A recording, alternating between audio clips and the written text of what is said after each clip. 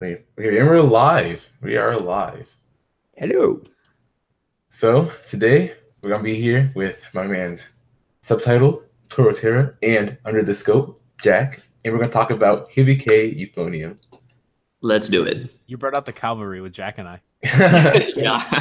I hope That's you're on Under the- dog with me. Yeah, it's all good. No. Yeah. I was interested to see like kind of like when you said that we didn't like season 2 as much because of the thing you said before Yeah. I was interested to see what they would say about that mostly. Yeah, I'm interested what they think about this. I dislike Asuka, like as a kid, like As a person? no, as a person. Yes. Yeah, me too. I'm with you. I fucking hate her. I hated that. Like I actually rewatched yesterday the whole of season 2 to see if it's just my shit opinion or is it actually true. And yeah, I fucking hate Asuka. I'm gonna have to fight you guys. Go Also doesn't ahead, like- go ahead. Yeah. I want to get She's not a good person. No, she does some pretty shitty things, but She's a by great the end, character. come around. She was the weirdest character for me watching. I think that She I is. guess like at first it was like what's it called, Yuko, right? At first I was like, what the fuck is this character, right? But then as the show went on and I understood Yuko more, Asuka was like the big kind of like question mark in this. I was like, I liked her as a character, but like I didn't understand her. It's just so hard to read. I guess it's kind of the thing that you're trying to show in the show, which I make her seem like very alien, very like I use the word special a lot, right? With referring to her. But I guess I try to understand her motives and why she said things she did. And it kind of made sense like near the end, like in that scene, the episode where she was at home alone with Kumiko during the study session, right? I felt like I got to understand her a little bit more. And then also that scene when her mom comes to the school to try to get Asuka to resign. I understood her a little bit more, but still, like I think she did a lot of kind of interesting things, I think, during the show. Selfish thing. I mean, so basically, like throughout all of the arcs early on, like the audition arc, Mizore and Nozomi's arc, like Asuka always like kind of stays on the edge. Like she doesn't want to offer her opinion on anything or become too personally invested in any of the club's conflicts. Mm-hmm. And then she also always like puts on that front and like mask of being this like playful, aloof, quirky character. And I feel like part of it is because Asuka knew that it was always a distinct possibility that what happened to her in season 2, almost being forced to leave the band, could happen. So she didn't want the band to become too reliant on her. Yeah. But another side of it is definitely her trying to be this adult-like, mature figure that she's not. And I think that's why that scene with Kumiko calling her out on all her shit, basically, in episode 10, I think it is such a satisfying conclusion to that arc, in that, like, Kumiko finally makes her realize that, like, she's just a high school kid and doesn't need to be putting on all these airs. I agree with you. Yeah. And so that's why I think that her story kind of like it's literally like built up through the first whole first season and whole first half of the second season. That whole time she's just like this mysterious character that, you know, something is going on in her head that's probably a little concerning. But you don't know what that is. And like when you get those like glimpses behind the mask, I don't know, I think she's just a fascinating character, at least. No, she's probably the most interesting, like if you're gonna do a character study on somebody, I think she's the most interesting. And I think it's important to remember that reading interviews of Takeda, the author of the novels, she, you know, the conflict that the second and third years had, she didn't know what the conflict was going to be. So she kind of created these, in season 1, these two very mysterious, ominous clouds. Who is Asuka and what the hell happened last year? Mm-hmm. And one of them clearly wasn't planned out. And personally, for me, it kind of like failed to give that impact. But the Asuka like backstory, that kind of delivered on the mystery. It was like really believable. It really gave her depth. You can see how that informs every decision that she made from season 1 up until you see her mother hit her in front of Taki Sensei. So I thought they delivered on that. I just think that she's kind of like really shitty to Kumiko. And that's kind of where I'm like, you're so great as a character, but why are you like this to her? Like, and why does she like care about you so much when you're awful to her? Exactly. I fucking hated that she cared about her. I wanted her to care about Reina, for fuck's sake. Well, certainly. I mean, okay, yeah. So I know I kind of read it more of like a shipping. And we all know how I am with Kumirai. I'm like Kumirai ride or die. I'm just talking about like their like there's clearly a power relationship there that I still feel by the end never really gets dismantled.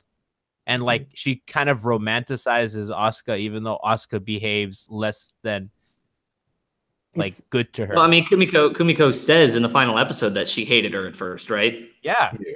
That like that, and I think it's only in that second arc of season 2 that she comes to love her, and I find it more of like a sisterly thing. And I think it's very deliberately her arc with Asuka very deliberately mirrors her arc with her own sister, in the sense that like that I kind of think Kumiko sees Asuka in that same light. That's possible, yeah. That's possible. Yeah, I was basically about to just say that, like, the way they display that, they're like saying, Kumiko basically has 2 sisters, Asuka, which is a cunt, and her sister, who's even bigger a cunt. So yeah, choose between the 2. I don't know about a sister. I want to call the sister like that. I don't know. I think it's a little bit. She just was wonderful. Actually, yeah, she's wonderful. It's just like displayed as a bad person. No, not a bad person. No, I don't think she's displayed as a bad person. I think she displays as the older sister. She displays as the older sister to me, I guess. Do you have siblings? Do you have siblings? Yeah. An older one? Younger. Like, I don't know. Yeah. What are you going to put? I think there's resentment between Mamiko and Kumiko, and I think that's really clear. But I also think it's a really natural resentment of like, why am I the one that our parents put this pressure on? That's not fair. Why are you allowed to play music? You don't even give a shit about music because I know you. Why do you get to have fun and do these things that I was robbed of? And like living in the same house, having to experience that, see that every day, see her come home late from band. They do that so deliberately. Like, and I think something that UFO does well that we don't talk about enough is how it portrays time throughout the day. It's very clear when they start and end and how late they end. And then there's a lot of scenes where Kamiko's coming home and, you know, it's really late at night and Mamiko's commenting, oh, late from band land. You know what I mean? Like that. Imagine seeing that every day and you're just like, I didn't get to do that because our parents didn't let me. And it's not fair that I had to bear that burden for you. So like the bubble up of Mamiko just being like angry and like kind of mean sometimes, it's so understandable as an older sibling. Like that's so well done. Yeah, and not only that, but it also sort of blinds Kumiko, both of them, to how much they loved and relied on each other when they were younger. Particularly Kumiko, in that like Mamiko's the reason that she started, got into concert band. And I think, you know, you brought up a good point that like Mamiko now sees Kumiko as somebody who her parents don't put all this pressure on her and she can still play music even if she doesn't care. But I think that's one of the best parts in episode 12 of season 1 when Kumiko realizes that, no, she really does love the euphonium. And like defiantly says that to Mamiko, almost as if trying to convince her. And then it kind of totally takes Mamiko by surprise. And then once Mamiko leaves, Kumiko like looks in a mirror and is like, wait, I do love the euphonium. And like, then it kind of dawns on her. But I think that sort of, that moment really like starts the arc of shifting Mamiko, her perspective of Kumiko in the sense that like, and this goes to that scene in season 2, I forget what episode it's in, but where they're like preparing dinner together or whatever. I think it's 10. Yeah, it's around 10. Yeah. 10. 10, I think it is 10, yeah. Underratedly amazing scene. Oh, it's so good, yeah. The shots, especially since that scene is followed right up with the scene where Kumiko's on the train, and all of a sudden, like all those memories of Mamiko like come rushing back, and she realizes exactly how sad she is to see her sister. That was so sad. That made me so sad. I was like, oh damn. I was like, oh yeah. As a younger brother to 2 older sisters, like that hit so close to home. Now I'm glad calling her a cunt. I'm the older brother, right? So what it reminded me of is like when I went off to college for the first time, right? And my mom and my sister they came to drop me off, right? And they were in the call bawling. They were bawling, and they're like, I had to go out and comfort them before because they were crying super hard. It kind of reminds me of that, like when you like reflecting on like what's really happening. You know what? Like when you think about what's going on for real, and like how they're not always in your life, you don't always see them anymore, and you kind of take it for granted, and you kind of take your feelings for granted. And then when it changes and it hits you, and you're like, wow, all of a sudden it becomes real. Yeah, exactly. UFO does a great job of creating those small moments that like you relate to, like connection wise as a human, and it's because it's such a, I think it's a really like versatile work in that sense that there's a lot of things going on that are really personal to a lot of people, and I think that that's what makes it so good. Funny thing is, for me, it's the friendship between Kumiko, Sapphire, and the tuba girl. I forgot her name. Hazuki. Azuki. Them three became friends out of nowhere, and it reminds me of me and my friends. Like, we became friends because what? Because just we saw each other. We are in the same school. We go to the same class, and like, you're funny. What do you do? And we just played Yu-Gi-Oh! All of a sudden. Okay, and just we find the same like thing we like, and that's how basically Kumiko, Sapphire, and I forgot her name again. Hazuki. Yeah, like them three just like became best friends, and I fucking love it. And Reina then just comes in all of a sudden, just being the hottest chick ever made. Oh my god! I like how Reina. Hey, I'm not lying. I like how Reina kind of becomes friends with them by extension, and Kimiko's like, they don't bother you. Reina's like, no, I kind of like them, and I was like, yeah. Actually, she didn't say that she doesn't. I don't mind them. That she likes it. I don't mind them, and I'm like, so Reina, and like, I love Reina, right? Because that's something Kimiko always says, Reina. That's so Reina, and it just so is. It is so Reina. Like Anna, if you had to play for someone, who would you play? And she just said myself. I'm like, and myself. She didn't say Taki. She didn't say no. She said myself. Too much. Lately on Twitter, I've been on like a Reina Kosaka appreciation like binge because like she's so not appreciated enough, and I know season 2 kind of didn't do her the justice she deserved, but she still has so many good moments in that season, and like she's just such a great character with like awesome ambition, awesome agency, how she inspires like one of the, in my opinion, one of the best characters in anime, how she informs Kumiko as to who she like. Reina's so freaking amazing, and I think a lot of times we're just like, oh, Kumiko, oh, Asuka, oh, Kyoani, Yamada, you know, animation, but like Reina is such a like an underappreciated cog of interesting, that. Yeah. Honestly, I think the best part of really got me into like UFO right when I was really Kumiko and like Reina together. Like both of them were part of it. It wasn't for if one of them was gone, I think I would not be as interested as much. Their dynamic was perfect. They make each other so much better. Like I think Kumiko can like survive off screen without Reina because she's so like interesting, and Reina as well. But like they're so much better together. Like the show's elevated when they're on the same screen together. Except when you're Digi and think it's Yuri bait all of a sudden. Well, what is it? Episode 11 or 12? What was the episode? 2. Yeah, of season 2. Which one was it, guys? The one where she the one with Taki or yeah, that one. That was 11. Probably the weakest of the show. That was episode 11. 11 weakest. Yep. Yeah. Did Yamada storyboard that episode? I'm not sure. I'm pretty sure it was split between multiple people. That's why I think I don't remember if Yamada did the beginning or the end. But like rewatching that episode, I thought the production was really, really good. The plot doesn't get me of that episode very much because it's a little strange. Honest, for me, best episode is episode 5. The second time I saw it. Oh, I did too. But it was just like I think it does showcase the strength of Kumiko and Reina's friendship really well. It does. I agree, and I appreciate it a little more the second time. I still don't particularly like it, and I wish they did something else with it. But I guess they really wanted to. I don't know. I mean, at the very least, the Taki Reina subplot is over with. Moving somewhere. They handled a lot of that stuff weird because I know that episode was an anime original part. Oh, was it? Yeah, that wasn't in the novels, and a lot of the really, really good scenes, especially with Kumiko and Reina, were anime original. I know them on the trip having those conversations in bed together, that was anime original. The scene at the end with Kumiko and Mamiko, that was anime original, and like all the choices that they made for anime original were so strong. And then there was that episode. It was just like, oh wow, Who had By the way, that that idea? episode was storyboarded by Fujita, which makes sense because she also storyboarded the episode 8 from season 1. She storyboarded the first hike scene in season 1. Did she? Okay. Yeah. This one was also directed by Ogawa. But yeah, no. So Who one thing that was visually interesting about that episode was how a lot of the boards with like the scenes up on top of the mountain were like exact mirrors of each other, except for this episode, like all like the shine and gloss was gone. Yeah, and I love just, that outfit. Yeah.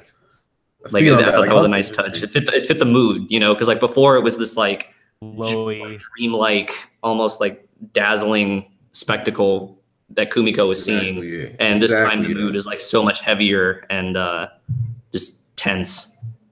So I thought that was a great touch. I liked how they directed the way they kind of moved the camera on like the different shots that kind of had more foreboding. Like remember, you said before, that part in season 1 was like this like peak, like one of these like emotional peaks of the show. Everyone was in a great, perfect movie. It was like the peak of like Kumiko and Reina, like their whole like relationship, like having the whole time on the peak. And then you all in the second time you're watching them go up, and then it's like this foreboding, like you said before, foreboding atmosphere. You see them like kind of look at things that are kind of like dangerous and like that. It's like, what's going on? I was sitting there in suspense. I was like, oh my god, is Rain be like, I'm not your friend anymore? I'm like, what's you mad? Like, what's going on? I mean, yeah, it definitely seemed like it might be headed the direction. And I do think though it's also interesting that both of those scenes end with like a physical interaction, with the first in episode 8 of season 1 with Reina like touching Kumiko's forehead and whatnot.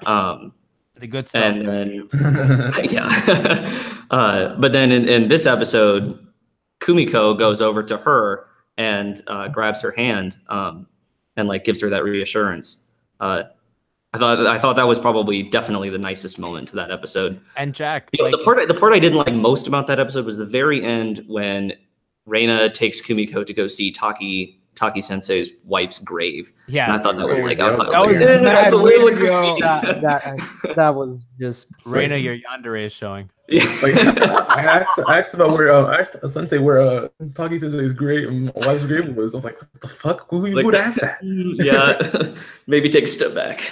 You know, is it just me or like when Reina's like kneeling at the grave, Kamiko's face was like kind of like, what the fuck? Or like, well, Kamiko's face is what the fuck. So she was just like, what are you doing? And she's like there, and I was like, man, if I were Kamiko, I don't know what the hell I'd be doing right now. Running. No. I'd be like, should we be doing this? I don't know if we should do this. This is kind of questionable. Can we stop? Reina's like low key yandere, but it's great. She'll peel her face off. No, I like her face. That's the most romantic yandere thing ever. But I like her face. Please don't do it, Reina. That's what she says to me twice. Yeah, twice. Oh. She's like for me the best episode actually. It's actually episode 5 of season 2. Like the performance, that one's so good. The crescent moon dance. That just. That might be like that's one of my like just most visually impressive episodes in any anime. Visually, sound wise. Oh yeah. The production, just like the production of that episode. Just production in general, yeah. Like I rewatched it yesterday and I cried. I just cried. I cry every time at the end of the performance. I cannot get to just crying. Like just in the oboe solo and the Reina solo, they just show so much emotion and. God damn it! I'm about to cry. I think it's unbelievable that there's that much emotion packed into like 10 minutes without a single word spoken. It was like 6 minutes of the song. Yeah. And then after that, like then the after credit scene where they announce the results and stuff too. It's just like such a well realized, like perfectly satisfying. I rewatched it. Right. I knew that they were going through it. They were going through, and I still cheered on when I heard. I forgot the high school. Kitauji High School gold medal. I'm like, yes, and I'm like, why am I happy? I watched this already. I know what's going on, but still, the emotion. that gives you like, God damn it. I think it was Bob Doe with Anime News Network that he wrote something following the airing of that episode that he was talking about how like it was the perfect culmination of all their hard work. If UFO's anything, it's a story about finding yourself, working hard, and succeeding, like finding that inner success. And then to be honest, like you can even say like just the motto of, well, the question that basically is going throughout Hibike is, do you like competitions? Do you love them? And just like, at least in season 2, like I actually liked every time when they asked someone, do you love competitions?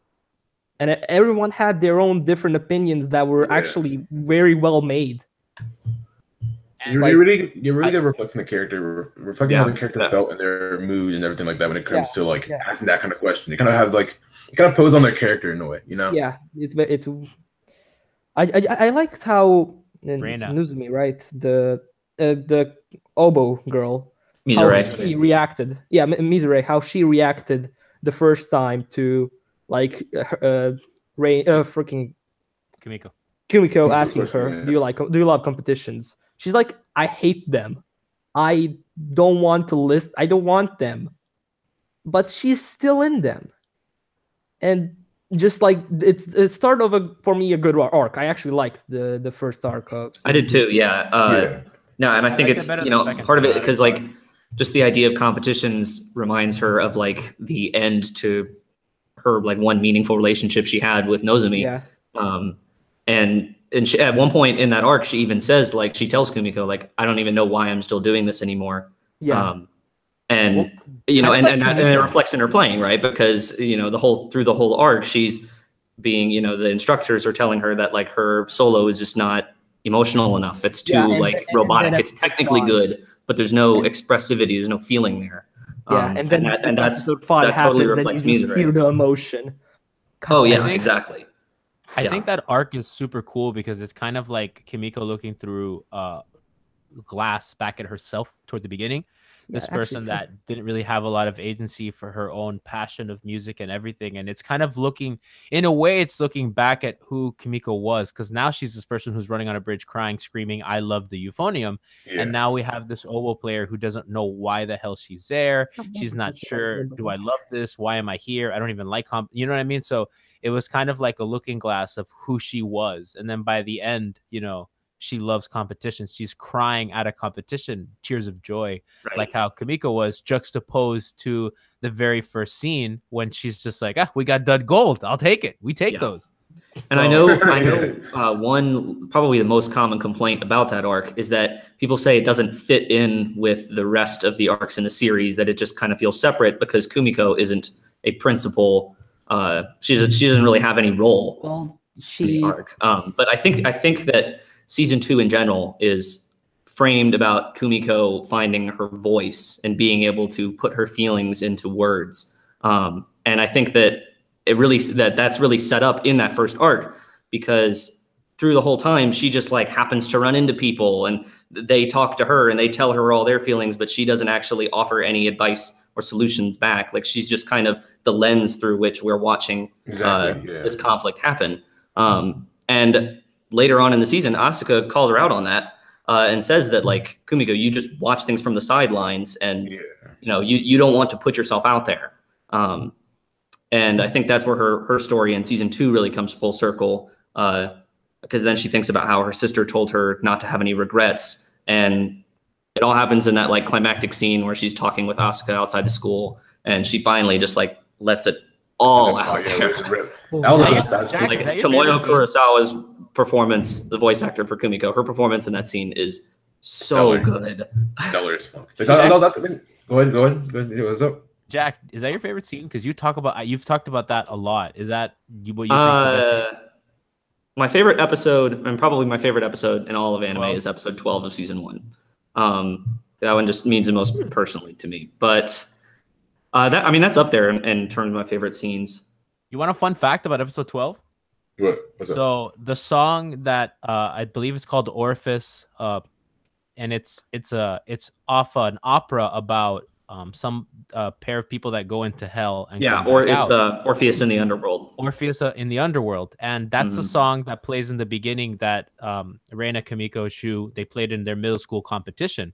Right. And first episode, it's as the first or the second episode, Taki is listening to that song, and then Kimiko's having a flashback to that song about when they played it in middle school and like lost the competition. And then I think that song with the theme of coming in and out of hell, coming in and out of apathy, is framed wonderfully when she realizes that she loves the euphonium, that she matters. She looks out, she thinks of Reina, and that song is playing. And I just think that's a really, really brilliant tool that's used to frame like this character arc in season 1.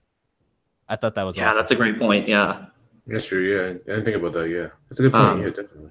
I mean, just episode 12, like even it's self-contained. Like there you go. But like even just looking at it self-contained, I think episode 12 just has such a good story thread through it. Like I mean, it starts with Taki telling her and Asuka to do that difficult part. In the piece, and Kumiko can't get it right. And there's like this one line early on where she's practicing outside the school and says like the frustration of knowing the notes you want to play, but being unable to do it. Yeah. God, that line resonated with me so much. I was just like, damn, that's so true. Like when you know what it is that you want to do, but you just like can't put it into action. It's this really like helpless feeling. And just seeing her go from that at the start of the episode to finally realizing her passion for the euphonium, partially inspired by Reina earlier in the season, and then finding that same desire to be special and desire to improve herself, and then having that turn around and her finally then starting to move forward with that piece. So she has a line in that episode that I think kind of shows her growth as a character more than even her on the bridge, where she says, I've become completely possessed by a feverish desire to improve. This person in episode 1 would have never ever said that. No, never. Never. Absolutely, yeah. And that's a testament to her growth and like it's just that Jack, that episode's great. Like you've picked a good one. Yeah. And I'm pretty sure she says that line too, thinking of Reina at the audition. Yeah. And how like hearing Reina's sound at the audition just filled her with that desire to be special, to reach her level and to be special. Yeah. Also, that episode. Go continue. I don't want to. No, I was done with my thought. Go ahead. No, because I actually live tweeted that episode not too long ago, so I'm going through my screenshots. Man, it's okay. I've got pages of notes in front of me that I took from my pre-watch. Scrolling through my phone and like half of it's UFO screenshots. When after the bridge moment, she gets her phone back, and then it's like all the missed calls from Reina. Oh my god! Like Reina's her mother in that moment. She's like, Reina's concerned girlfriend. Get it right. Yeah. Yeah. This is the mom. This isn't the mom or daughter type shit. No, this is full relationship goals. Well, I don't know. True. And then I think there's also a great bit at the end of that episode too with Taki, when like Kumiko leaves her phone at school or something like that and has to go back to get it, and she runs into Taki and this is also some good characterization for him too. But he's telling her how he didn't even want to go into music when he was younger, because like he wanted to rebel against his father's name and stuff like that, but he still ended up here. Not because of any of that pressure, but because it was what he loved to do and what he chose. And then he says, like, I think he says, I suppose that's what it's like to have something you enjoy doing. And then Kumiko is like, it like dawns on her. She's like, wait, yeah, you really only need to enjoy doing something to do it, right? And so then that like really inspires her to then like forget, earlier in the episode, her sister was telling her that she needs to quit band, focus on her studies. She doesn't have a future in this, so why is she doing it? And then like Kumiko realizes just enjoying it is reason enough. Speaking of the moment, go ahead. Sorry. One character that is disliked by people, and it's Asuka just because how she's written. She's a two-faced bitch for me. Jesus Christ. It's real. He just like everything is okay. Okay. You're cutting out. That show Does he a sound like the problem. Terminator to you guys too? Yeah. Yes. The T-1000 out of Croatia. All right. So speaking again. Am I Is good? he alive? Do we still have him? We good? Am I good? You're good. You're Am good. I good? You're good. You're good. Okay, good. So she was like, oh, wait, when you should she got involved to It sounds You're musical. providing it. It sounds musical. Oh, I don't think the Hangout wants to hear this Asuka slander. Yeah, yo, Google. Yo, Google's telling you Google not it, a fan, yeah, right. not on my watch. Google's not a fan of Oh, fuck Ooh, this that's funny. Torterra guy. it's funny because when he stops slandering Asuka, everything sounds It's fine. funny. Motherfucker. The universe does not want this slander. This slander, you can keep it. The FBI agent watching us is not happy about this. Yeah, he's not. Okay, I'm done. I can't. You sound perfect now. Successfully Yeah, get stopped the the fuck off my dick.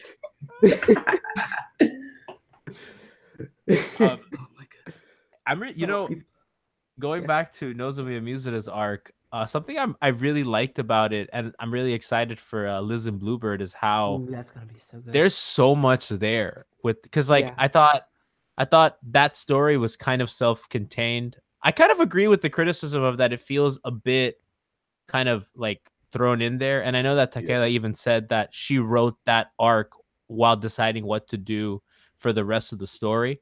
So for me, I see. it does feel displaced, but I still really like it. It is I like novel. it Isn't that because- novel two? Somebody Yeah, it's novel would two. have to. I thought so. Yeah, like novel one. I have novel one, but it's first season, and then novel two is the Mizure Nozomi thing, and then novel three is the Asuka. Have you read novel one? I'm almost finished with it. I'm like 100 and something pages in. Her Okay. headspace is so interesting. Kumiko's in the novel. It is, yeah, and that was the thing I was most looking forward to when I read the novel, was being able to actually like, I mean, though you don't get into the mind of Kumiko in the series, but like actually hearing her thoughts all the way through. Jack, would you Um, say that she reminds you a little bit of Hachiman in the novel? You know, I have not thought of. I'd have to think about that. I haven't thought about that like at Because all. like Hachiman as from I'm reading it, Baku. especially when they start talking about, because you know in the anime when they vote on whether or not they're gonna take the competition seriously or not. Right, and right. She sits out. In the novel, she has like this entire monologue on why the voting is stupid. That's not in the anime, and it was like it reeked of Hikigaya Hachiman from. Yeah, that's true. Mario. That's true. And just the rest of like just her head, just like she'll say one thing in real life, and then in her head she'll be like, "Oh my god, annoying," or like Suichi comes, and then she's like, "Oh god, him, why is he here? He's so annoying. Hi, how are you? How's it going?" How are you? I That's thought funny. SpongeBob. the novels are really fun in that sense. They're funny. Like I laughed a lot reading it. Maybe because I'm a fan of the show and I have the juxtaposition of what the anime is and what the novel is. But I Yeah. laughed a lot reading it. Yeah. Well, one thing I've heard is that Takeda's writing has improved, definitely improved over the course of the other novels, which I think I can see that room. Too bad she Um, committed the cardinal sin, Of what? Chimiko. Oh my god. How dare she? Yeah, Kumiko and Shuichi are canon by the end of the third novel.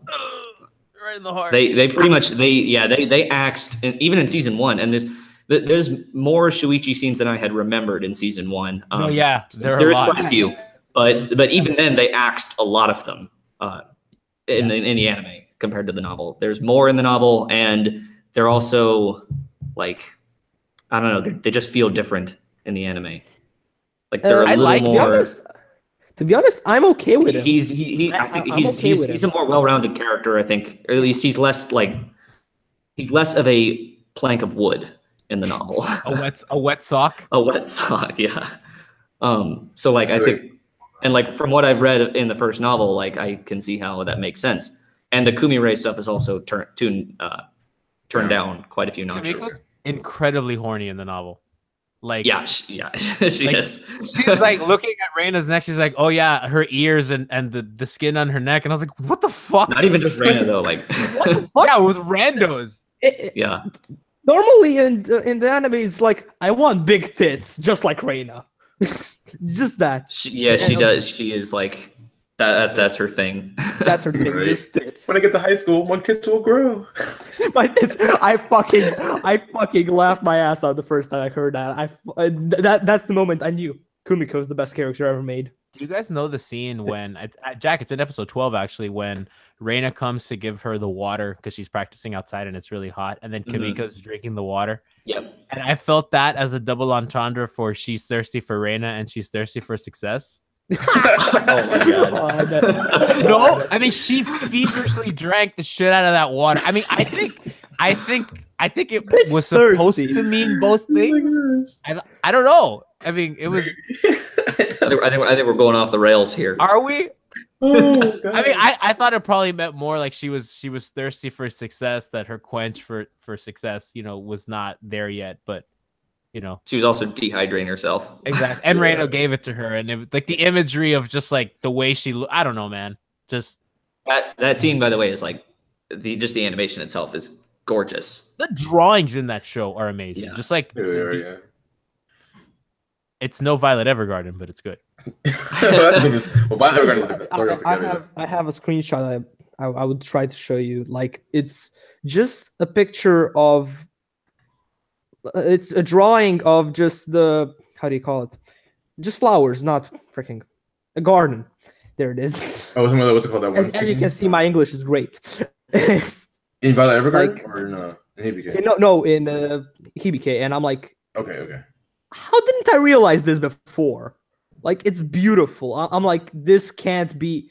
This is too good. Can be drawn. Can be drawn every time. Like, I don't know how to send it to you two, but I can send it to Zen. Maybe he can send it. Yeah, I'll put it in the chat. Yeah. We haven't talked about the OST, which I think is really good. I think it is too. Oh, it is very good. It's never talked about. I think it's great. I think it's just in general with music and OSTs and stuff like that. It's like they're in the background, and like you think about it and you listen to them a lot. In isolation, you'll think about it, but when you're watching the show, it's kind of like part of the atmosphere, So you don't always think about it because you kind of like it kind of tunes into your whole audiovisual like experience, and you're like, okay, this is just how you kind of taken by everything. But to be honest, I'm not listening to the music because I'm listening to Kumiko's sounds. That too. One thing I liked that I did not notice until this is the first time I noticed this in my rewatch was that there is a track in season 1 that has the Hibike Euphonium notes going through it. And I was like, and when I first heard that, I was like, oh shit. It's great. What is it called here? I think I put it down somewhere. It's let's see. It's track 28 on season 1's OST. Called I can't even say that. Kasanaru Kokoro. You did better than I would have. Yeah. But yeah, no, like, and it's used at a couple points at like the end of some episodes. And like, I think once it's used before the competition starts. So I was like, so they knew where they were going with that from the get-go. I'm pumped for the movie because the movie soundtrack, the recap of the second recap. Yeah, this. I can't wait to hear like. Oh yeah, so that reminds me. Let's see. A couple days ago, I got my pre-order in for the Japanese BD. You did it? You caved? Yeah, I caved, dude. I'm importing it. Oh no! Awesome. Yeah, it comes with. I mean, it comes with some storyboards and that's important. Some bonus videos from like the second concert and stuff. Yeah, it's gonna be. I'm so looking forward to it, even though it doesn't have subs. Sorry, you already know what's going on. Subs. I mean, yeah, Japan, like, I was gonna buy. Reuses a lot of scenes, so I've watched it enough times now. I can recite them by heart. I can fill in the blank. Yeah, right. One of my friends is learning Japanese, and I asked her, I go, how much of UFO can you watch raw? She goes, I've watched it so many times that I can follow along perfectly. Regardless. Perfectly. Like, you go.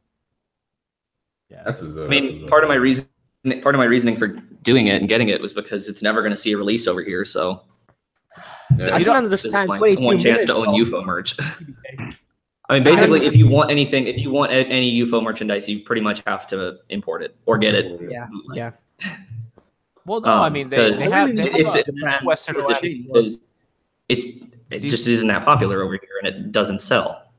But season 1 has an American release. It does. It has a ridiculously expensive release from Ponycan, which is notoriously Bet bad your ass I'm releases. buying it.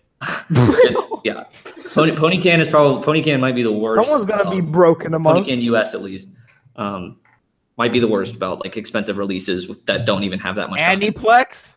Aniplex is bad too. Yes. I mean, could they like murder you with prices? It's ridiculous. So sometimes though, Aniplex sets do have like some good extras and stuff. To be honest, I can't wait for Netflix to start selling stuff for anime and just make it really cheap, since they can do that. Just wait till Aniplex releases Brotherhood with whatever extras they have, because that's gonna be only $10,000. Knowing them, Yeah. Only 10,000. probably gonna be the Welcome, nicest Brotherhood box set ever. But Collection. $10 million. they're sitting on that. They haven't done anything with it yet, which Yeah. has surprised me. I'm like, when is it gonna happen? They sold like to Netflix at least that it can be worldwide, so I can watch it from Croatia. Finally, I can watch Full Metal Alchemist legally. You haven't seen it? Woohoo! Legally. Okay, legally. I'm excited for you to watch it legally, because we don't watch illegal things on the Yeah, of course. on Zen's anime podcast stream. No. I'm in England. That's how I'm watching Violet Evergarden. I'm not in Miami at all. Yeah, exactly. I think I took my daily flight overseas. Yeah, the funny I do it on the you do it on the weekends too? Yeah. Yeah, perfect. Okay, yeah. The funny So- thing is, I'm European, so I can watch it weekly legally. Robbed. I watch it legally too in Europe. I fly. Yeah, everywhere. yeah. Just I fly every week to London and just. Yeah, exactly. We chill with my friends. We have a good old group watch, and then we go back home. Jack, you don't think we'll get any of the because like I was stunned that Silent Voice was in theaters twice in the United States. Twice only? I think I don't know. I think Silent Voice probably will eventually get a release. We already had a dub release, and we had a dub release and a sub release in a theater run twice. Yeah, and they weren't going to release it without doing the dub. And then once they did the dub, they decided they wanted to do a theatrical run with the dub. So they're not going to release it on Blu-ray at the same time that they're doing a theatrical run. So I expect I would be pretty surprised if that doesn't get a release. You don't think that Liz and Bluebird might get? No, I don't think at all. I don't think any UFO film or season going forward. What will get a release. what about an AX? What about an AX? Oh, maybe. KyoAni doesn't really. They haven't gone to Yamada, AX do in you forever. have the guts? They went to show Violet Evergarden. They showed brought up Violet the director. Evergarden, yeah. And In terms of like, they haven't had a Ishidate booth. came out. No, they didn't have a booth. But Ishidate came. They presented. They interviewed. Maybe Yamada. And it went well. So I don't know. Maybe that will change things going forward. But I mean, you also have to consider that. You also have to consider that UFO in general is just not. It's not very watched over here. Wait a second. But Violet Evergarden. I mean, what the hell is Violet Evergarden that they filled a whole theater, like an enormous theater for Violet freaking Evergarden? But Violet Evergarden was probably like the most hyped KyoAni show here in the United States. But why was it the most hyped show? Since like hard. Hold on, wait a second. Why was it hyped? Marketing. No, it wasn't. It frustrates me to no end, and I've ranted on Twitter several times already about it. But it was hyped primarily because when the novel CMs and a few trailers came out, and the production side of things looked absolutely gorgeous, somehow people twisted that into thinking it was going to be the greatest story in the world. And I don't know what they were expecting, because the story itself is very much a KyoAni style story. Yeah, that is true. It's right in line with their other stuff. But you get all these people who, I don't know what people were expecting. Jack, I disagree with that. Full Metal Alchemist KyoAni version. I'm so down for that. Jack, I disagree with that. I think that popularity of that event stemmed directly from UFO, because that was the thing that just had finished.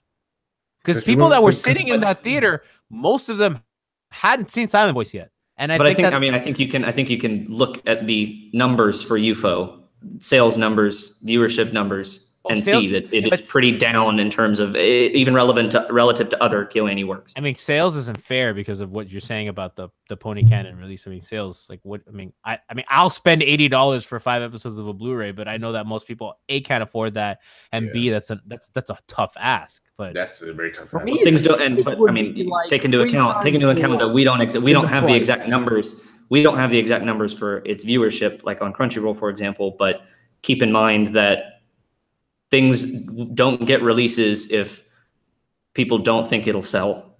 Someone get Miles here to answer questions. Yeah, Miles, can you Miles can tell you. Yeah.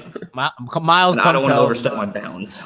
Yes, explain to us. No, but like I don't know. I mean, KyoAni's, as we know, is a very niche kind of studio, so that's why it wouldn't have surprised me. I know that UFO's not the most popular property that they have, but I mean, would it shock you if they brought it? In fact, I think it's pretty far down the list too. Is it? Yeah, I would say at least in terms of the West. Clannad. I'm not talking about popularity in Japan. I'm talking about popularity in the West. I mean, it's Clannad, K-On, Harugi, and UFO. I think even more recent. No, I would say Free is more popular here. I would say Chunibyo is probably more popular here. You would say what? Chunibyo is probably more popular here. No, really? Chunibyo has had a Blu-ray release for everything. I disagree. And Free has also had a Blu-ray release for everything, including its film. Wasn't Chuni Funny or Sentai? I mean, Chunibyo is the third most watched anime by MAL of KyoAni.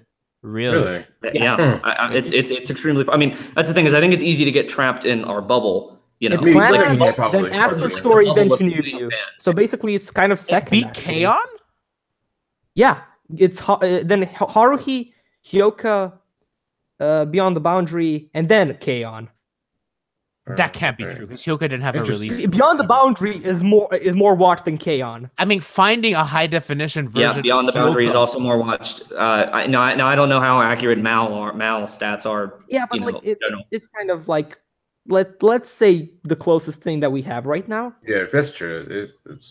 It's we're that far down the list. I mean, the novel's got a release here in English. That was principally because of a very motivated person wanting to publish the novel over here, and not likely to see any other novels get released either. Violet Evergarden already surpassed Hibiki Euphonium season 1 on most. I would say Maid Dragon is probably more watched. Yeah, I'd say that. Yeah, I agree with Maid Dragon definitely. Maid Dragon seems like it's a very popular show. Maid Dragon is 300. Oddly, really popular for the wrong reason. Crunchyroll really basically just supported that show. Just freaking every time I look at Crunchyroll, let's watch Maid Dragon. How about Maid Dragon? They did a watch along too. Sailor B and Raina Scully did a watch along and they did a lot of promotional stuff with it too. Yeah, but just too many promotion stuff. I couldn't watch. Good. Yeah, good. Yeah, I love it. Cool Kyosuja is the best. But when you watch finally did a good thing. You don't want to watch Maid Dragon. You want to watch Konosuba. No, they used to come out the same day. So I would do hijinks with Konosuba, then I would do Gay Dragons after. Gay Dragons. Not Maid Dragons. It was shenanigans. You know, It's Always Sunny in Konosuba, and then I would do It's Always Sunny. It's Always Sunny in Konosuba. That kind of actually makes a little bit of sense. They are. It's literally anime It's Always Sunny. They're just terrible people doing funny things and getting, suffering. It's great. I love Konosuba. Konosuba is just great. I miss it. Aqua's the best. Yeah, I'm okay with that. I'm a Megumin girl, but fuck it. Megumin, I never thought was that funny. I thought her bit wasn't that great. I thought Aqua's bit of no self-awareness is the best thing. Aqua's great. Aqua in the bit with their alligators in a. That is the hardest I've ever laughed watching anime. Yeah, just her. That or just the frog meme, just getting eaten by frogs for some reason. And we appreciate the derailment that this show took. It did, yeah.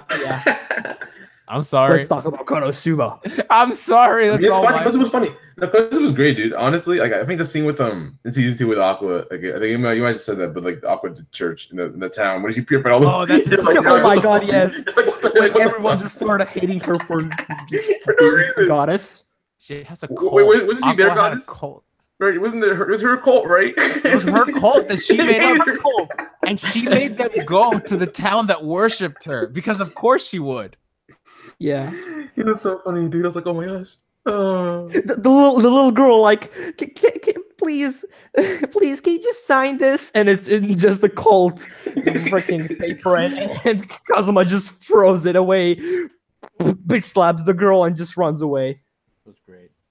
It was And then great. and then she like screams and like the line work gets like super heavy and all of a sudden it's like hyper like extremely detailed in animation. Onisa. Remember when this was a KyoAni talk and a Hibike Euphonium talk? I don't remember how we got to Aqua. All I know is we were talking about the We went from popularity. Maid Dragon. of any We got the shows. Maid Dragon and Oh then yeah, we that's went to right. Konosuba. Yeah. There's a clear dilemma. Yeah, but I mean, I guess you're right about its popularity. Oh, God, that makes me sad.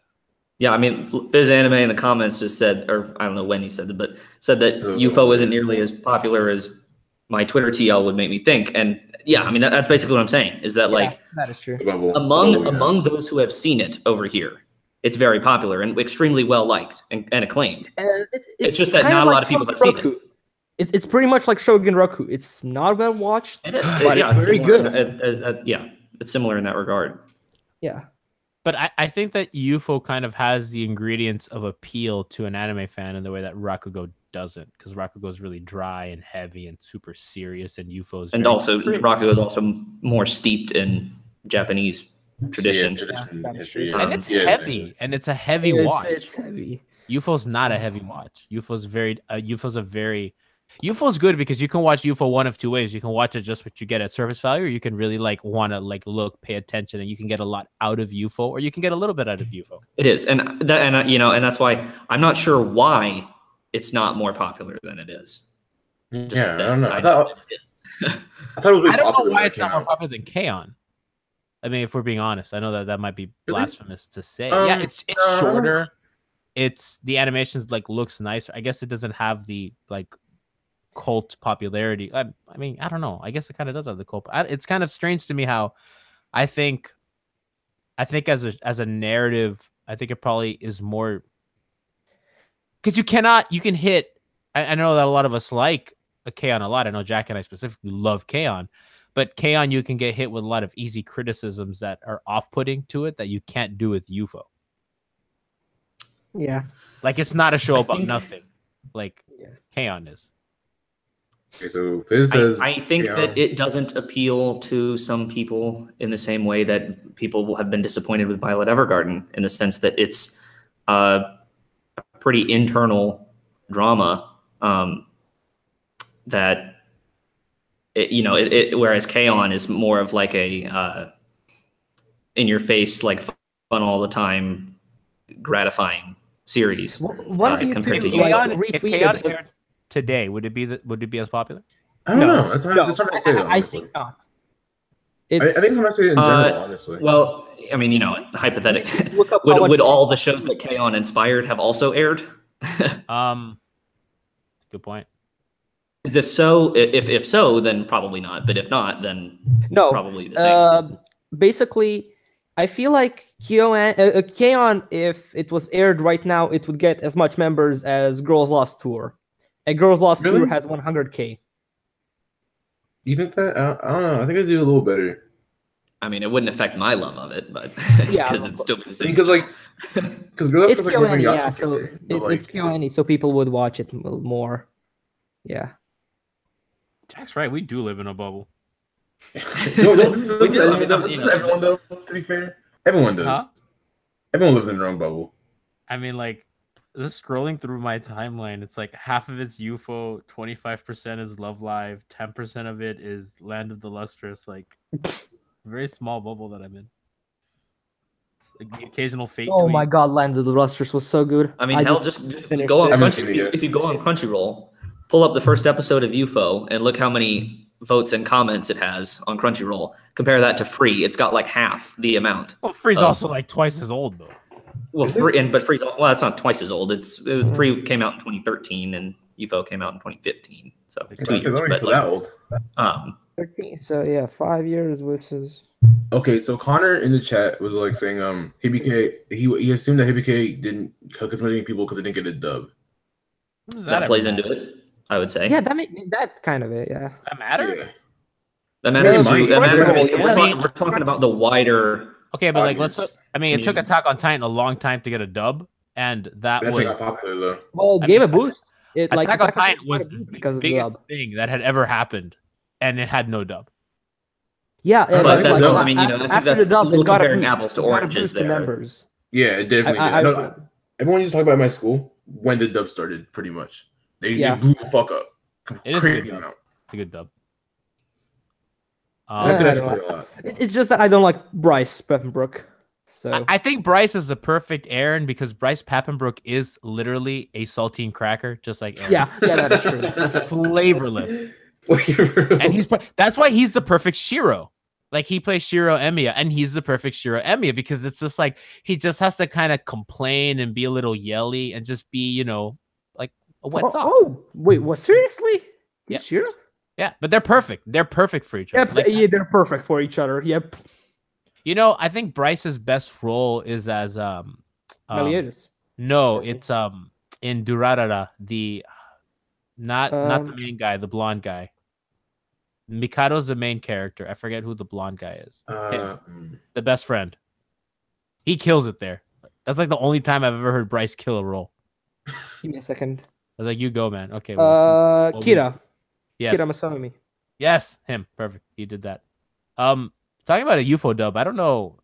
It's such a hard show to dub because Just Kumiko. Kumiko in general is hard. Reina's to dub. easy. You just stick Christina V there. Reina. You typecast Christina V as Reina, and there you go. Anyone can do Reina. I can do Reina. I definitely would be. I'd be really surprised if it ever got a dub. No, that thing's never going to get dub. It's not. Hold on, wait a second. Like I said, I mean, I've already said I'd be surprised if it sees another release. Hyoka got a dub. I mean, if Hyoka got a dub, nothing surprises me if they get a dub anymore after Hyoka. Hyoka, though, I mean, you do have to consider Hyoka was like fans were clamoring for a release for Hyoka for years. Well, all 10 of them? no. Like, I mean, I'm talking about a sizable. Okay, I mean, literally, Funimation's release of the first half of the series, they didn't produce enough of the like sleeve cases that it's supposed to come in. So, like, if you didn't get one early enough, they ran out. Hold on, wait a second. Because as KyoAni fans, we are legion. Like, we are Hyoka is a popular series. Yeah, it's yeah. That stuns me because I don't even feel like that's recommendable to the average anime fan. It's right, because it's even more of a slow burning internal character story than UFO is. It's so much harder to digest than UFO. Exactly. It's fifth most watched KyoAni show. On Mal? Yeah. Yeah, It's Clannad, Shinobu, Haruhi, and then Hyoka. I don't know how. I'm surprised it's not canon. Something about personal story following the exploits of a Japanese high school concert band for whatever reason that doesn't doesn't really resonate with the people. I mean, like, you know, I find UFO's a hard sell.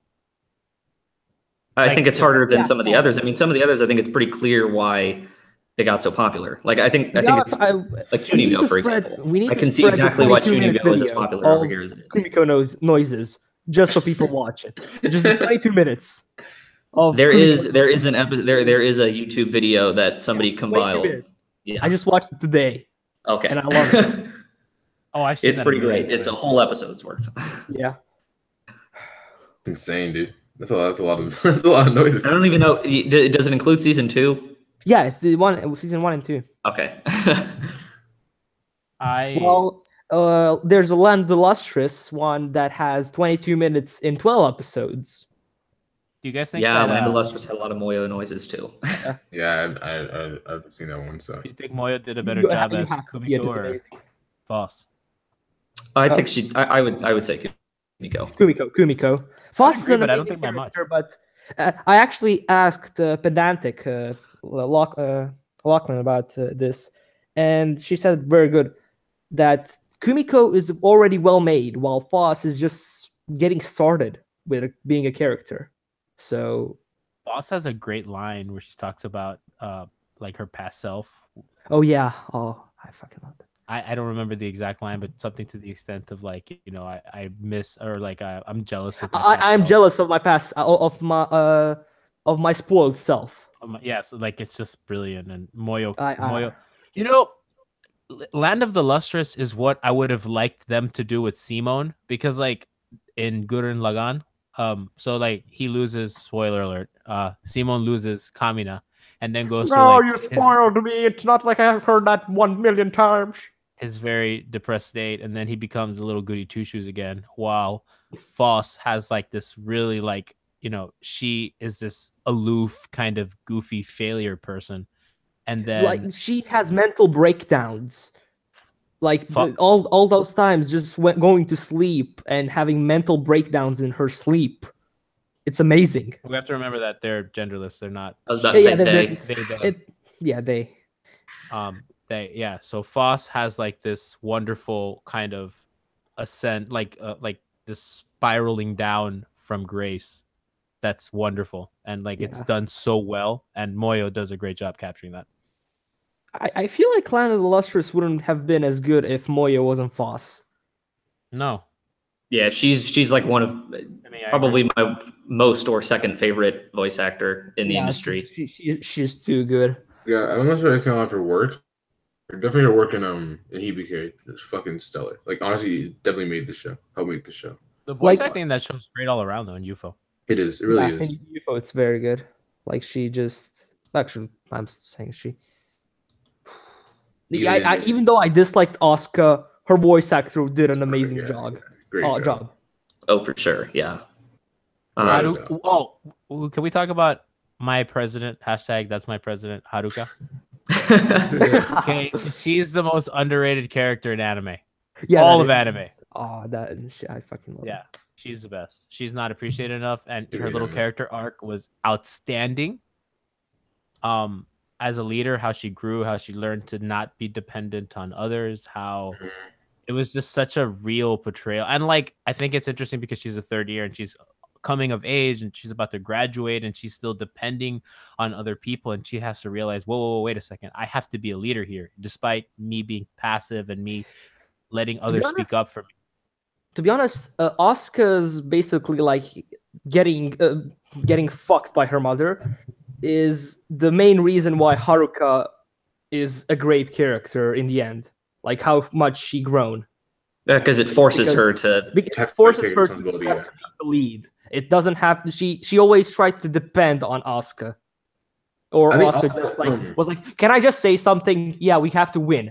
Fuck off." I think at that point regarding Haruka, and that kind of back to like the end scene, not the end scene, but the end part when she has to take that solo. Like it makes it so because like she's like her kind of getting to the point. She's kind of hesitant. She's really hesitant at first. She's like, she's not confident in herself. She doesn't trust herself to do it. She's like, I don't know, I can't do it. I don't know.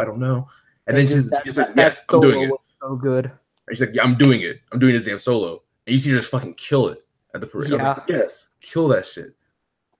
It's so powerful. It's such a, and you see her face at the end, like at the end of that solo, she's like, you know, she's getting that last breath out pretty much. She's like, she just that smile on her face. She's like, it's a so satisfying moment, honestly. You know. Oh yeah, it is.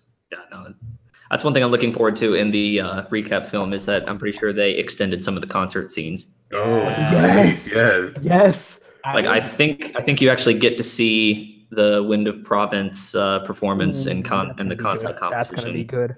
And you might even see the Nationals performance. I'm not sure if they did that or not. But I know that in the first season's recap they extended the concert scenes.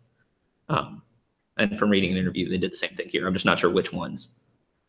Something that like, because UFO's so rich in its characters, even its background characters. Like I when I looked at background characters, I swear I saw half of shonen characters, like shonen girls, cast right there. Like just Okay, main protagonist, chick one, like someone from Bleach. I They're don't even unique. know you, but you look similar. They're unique in their design. Like every background character is its own I person. love them. Yeah, definitely. I love how they just did such great work. They do too much. I like they do too much work. Okay, Digi, bro. God damn it! But isn't it very interesting? Like even the characters that weren't really that have like no speaking parts. You know, like I think what's it called? The girl with the glasses. Yeah, with the glasses. What's it called? Who's his friend? Misery did no lines in season 1, and she was like basically just amazingly like just a background character. And they do show her several times in season 1, even though she doesn't have a single line. Oh, no, wait. They show her towards the end because I think they realized that they might get a season 2. They started throwing her in there randomly. Did anyone else notice that? Yeah. There is a shot in like one of the early episodes where Taki's like first addressing the band at the ensemble, and the camera's like behind him looking out to them. And like if you pause that, and it doesn't even last a few seconds, but if you pause it, you can actually like see all the characters are like aligned in their chairs in the right spots. They were like Reina's way in the back with the trumpets, and you can even see Misery is like sort of in the like center middle. And like where center middle left, a little bit to the left. It's like damn that detail. Yeah. There's also a part I don't remember. I have no idea when this happens in season 1, but I do remember there being a shot of Misery practicing in the hall like she does. In season 2. There must have been. I specifically. So good. All right, so Connor is saying, as someone who's not interested in music or Hibike, could you give me a reason to actually give the anime a shot? So I guess the characters just they're I can't absolutely yeah. It's a story about finding your passion and living to it. If you have a passion that you're thinking of maybe dropping, watch Hibike and you're gonna say no, fuck off, I'm gonna do this. Yeah, I've watched it several times, and I watched it at a very important time in my life where it was exactly what I needed to hear.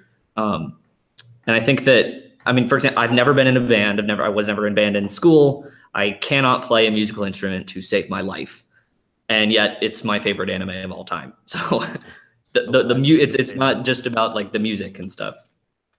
Music is like a vehicle. I actually never wanted, like while in middle school, I never wanted to learn instruments. I like started getting back into listening to music, trying to maybe even learn piano, and then I watched Hibike, and I'm like, I'm an idiot for not wanting to learn this shit. This is amazing. I hate myself.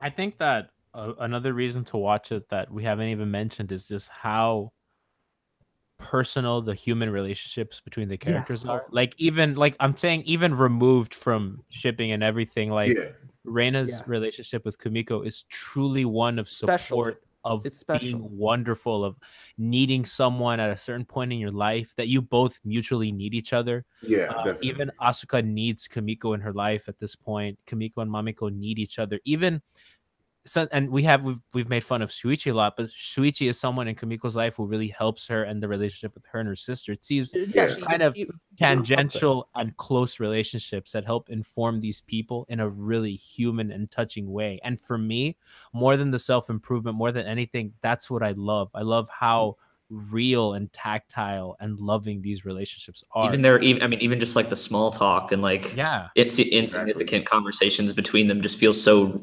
real. Like train rides, like a conversation I would have with my sister or one of my friends. Just like Kumiko's reactions to like at least like Reina, like that's hot. That's hotline. Just I know what you're talking about. Yeah, anyone would do that. Like anyone would say that line, but in anime it's not normal to say that. And that's how special this show is. Pedantic did a great video on talking did an amazing about video on that. She talked about how it undercut like Reina's super seriousness. And it's like, and that makes it so like, because Kamiko's like, this, you're being so shonen right now. I'm undercutting. I actually love that Pedantic did it right after Digi basically bashed on the scene that is like 2-3 minutes, a minute after. Subscribe to Pedantic. She's incredible. Her YouTube Yeah. channel is awesome. Please do. You're Exactly. missing out. Okay. Interestingly, I know The that reason why I I'm know here that is basically pedantic. No joke. Pedantic is the reason why I'm here. Let's go. Interesting note. I know that the voice actresses for Reina and Kumiko going into the second season were instructed to give a more sense of like believability and human quality to their performances. And like watching them back to back, you can really see the difference between the two seasons with their voices. Yeah, like it does feel much more real in season 2. I'm surprised. Not that it doesn't in season 1, but like, yeah, you can tell where that intent came from. That shows in the recap movie because they re-recorded a lot of the audio, and it shows. And it shows. It does. Actually, I want to go watch that then at some point and see like, that difference in like that came out of my delivery. I watched it on my birthday the year it came out, so that was a nice birthday treat to myself. Wow, yeah. Happy birthday, it's UFO. Yeah, happy birthday. It came out like I think a couple weeks before. My birthday's on the 30th of October, so it came out like a little bit before, and I was like, oh, I know what I'm doing that day. Well spent. Fuck social life. Hibike Euphonium. Yeah. There's the reason to watch Hibike. Fuck social life. Do you want to go out clubbing in Miami or do you want to watch UFO? I'm like, Wow, what a tough decision. What right? A tough decision. I do like, drinking, but I also love UFO. So exactly. I actually think I watched UFO and then went out to like a nice dinner. The best combo. The best combo. Once you UFO and dinner. I had to watch UFO first because I had to be wide awake. I can't come home sleepy with the itis. Exactly. I gotta be ready. Full attention for you. My liver has to be ready. Yeah. I can't drink while I watch UFO. I gotta be sober. I gotta be paying attention. Can't do that. I can't disgrace UFO with alcohol. Solely my body. Basically, tomorrow you're like, the UFO was so good. Like, just I don't remember anything. Connor in the chat, did we sell you on UFO? As we wait for his answer. We'll find out. Hopefully. Great radio. We wait for the writing bubbles. Right? Yeah. Well, if you did sell them, hopefully, I think it's good. Worth checking out the first episode at least. If you like the first episode, then keep watching. I hate that. Listen, not, then I probably stupidly have a no drop rule, but I don't feel like you can know what a show is after watching. Yes, I agree with that. I agree with that. But I agree with that. It's just that some people are just like. So I've always wanted to ask you, how do you watch seasonal anime with a no drop rule? I'm very, very cautious on what I pick. Okay, I was the same until like I watched ReZero and dropped it. No, dude, I've stuck with things. I watched Centaur last year. I hated Centaur, and I had to finish it every week. Watch that? I think I finished Centaur. That is worse than Joji picking. I didn't like it, and I was just like, I said I have a no drop rule. I'm stuck with Centaur. And I think I finished Zentaray. I think I felt the same about. I think what happened was, remember Interviews with Monster Girls, right? That show came out first, and I loved that show, and I felt super kind of underwhelmed. I like the way they built the world and like how they use like I guess kind of parallel like stuff like racism and like racial relations and stuff like that with the different kinds of monster girls or monsters just in general. But a lot of the relations between the characters just didn't feel good to me. I think some of the best episodes were episodes without the main cast in Centaur. That wasn't very good. I didn't think anything in Centaur was good. Well, remember the episode, the back-to-back one with the Council President was the only good character in Centaur, and those are the only moments I kind of enjoyed the show because I thought she was a good character. Yeah, everything else was bad. I mean, the character, what's it called? The episode with the frog guy, the tribal frog guy, and that was bad. And the one with the guy who was in like slavery. It's kind of like the correlation with the Jews or whatever. The Jew correlation they had. It's that they tried too hard. Like, you cannot have like the problem with that show is that you have moe like super fan servicey like Centaur girls, and then you want to have an episode about the Holocaust. Like, you can't do that. Like, pick one. You cannot like it trivializes the issue that you're trying to do. Either be it's ridiculous or be weird, dude. It's like. I mean, I'm watching a show week to week, and it's like one episode we're at a pool, and then the next one we're talking about the Holocaust, and then the next one we're back at the pool and boobs. It's like, it's kind of, Yeah, Like, that's a problem. Yeah, that's a big problem with the show. It's like a lot of different juxtaposition that just didn't fully. if you want to be work all together. episodic, just do what Kekai Sensen did. It wasn't episodic per se fully. It was kind of episodic. It wasn't like full episodic, but I think the world building and the characters that they tried to portray were at odds. Sometimes it did work in like stuff with like prejudice and stuff like kind of decent ways. And they did it like, okay, I got it. And I was like, okay, that's pretty nice. That's interesting. It's interesting. But then like most of the time it was kind of like what I'm doing with my but like most of the time it was like heavy handed and it was like really awkward. And I didn't really care too no much. touch at all. Yeah. And how can I take your issue seriously if you as a show don't take yourself seriously? Because like I think that the show had things it wanted to tell us. Yeah, I just think that it didn't take itself seriously, and it's hard for an audience when you're trying to say something serious and wrap it in different packaging for us to take you seriously when you don't have an ounce of self-awareness. So that's kind of made that tough. But to answer your question, Jack, yes, I pick very carefully. I mean, for me, in terms of dropping stuff, it's like I have way too many series that I know I'll like that I haven't seen, and I'm way too terrible at watching anime to stick with stuff that I hate. Same here. Same. Yeah. Like I'm awful at it. I mean, I've been watching Monogatari for over 2 years, and I'm not even halfway through season 2. It took me half a year to finish Bakemonogatari, so Jesus. and actually I'm not and it's not like I don't like Monogatari. It's I recently had it in my 3x3 most favorites. It's just like I'm awful. But like, is it a time issue? Bakemonogatari. I've watched the episode 12. Is it a time issue, or is it that you'd rather be doing other things? It's a time issue, and like sometimes I'm just horribly unmotivated to do anything. Monogatari is a hard show to watch. Waste time. Yeah. Like, at least for me. Like, any Monogatari is just hard to watch. Monogatari is such a stimulus show to watch. Like, it's constant stimuli. So for me, it was hard for me to watch. Like, I mean, I can binge pretty easy, but it was hard for me to sit there and watch like 6 episodes at a time because I'm just like, you get fatigue. You get shaft fatigue. Exactly. Any shows aren't like that, right? Like, any shows they're super sensory, but it's not like I'm trying to like decipher things every frame. Like if it's a freaking Ikuhara work. I mean, maybe with like Monogatari, definitely. I wouldn't get that feeling with March Comes In Like a Line as much. I think I haven't seen March yet. Like Shaft I need to see that show. Definitely watch that. Definitely amazing. Season 2 is definitely better than season 1. I think. I've heard it being compared to Rakugo, which I'm like, that's high praise. That's high praise. Oh, that is high praise. I mean, for me, the comparison is that like I wish they hadn't aired at the same time because in like my year-end awards videos and stuff, I didn't give March Comes In Like a Lion as much as I would have liked, just because it's also a drama airing at the same time as Rakugo. And don't spoil basically you're like, this is good. It's just not Rakugo. I'm not spoiling, but I gave March Comes In Like a Lion a pretty prominent award at some point. Good. Okay. So I was at least happy with that. For the audience that doesn't know, I wait for the Oscars to watch Jack's award video. It's my crappy yearly. It's my crappy yearly. Let's watch the Oscars. Opens just Jack's YouTube. I do. Channel. The Oscars are on. I was like, okay, it's Oscar nights. Have to watch Under the Scopes. Anime Awards. Good choice. Good choice. The anime Oscars. It's my crappy. By the way, I was so happy like with your choices. Like I hate what the anime awards right now on Crunchyroll are doing, and I'm like, Under the Scope. Finally! I mean, I'm trying to think. I don't know if any of my anime of the seasons would line up with the wider choices. Yeah, that is true. Like, I mean, maybe my pick for Fall would maybe. I by the way, thank you for giving Just Because 2 awards. I love Just Because. Yeah, I didn't, and that was another one that kind of like. Didn't you like it too, Sub?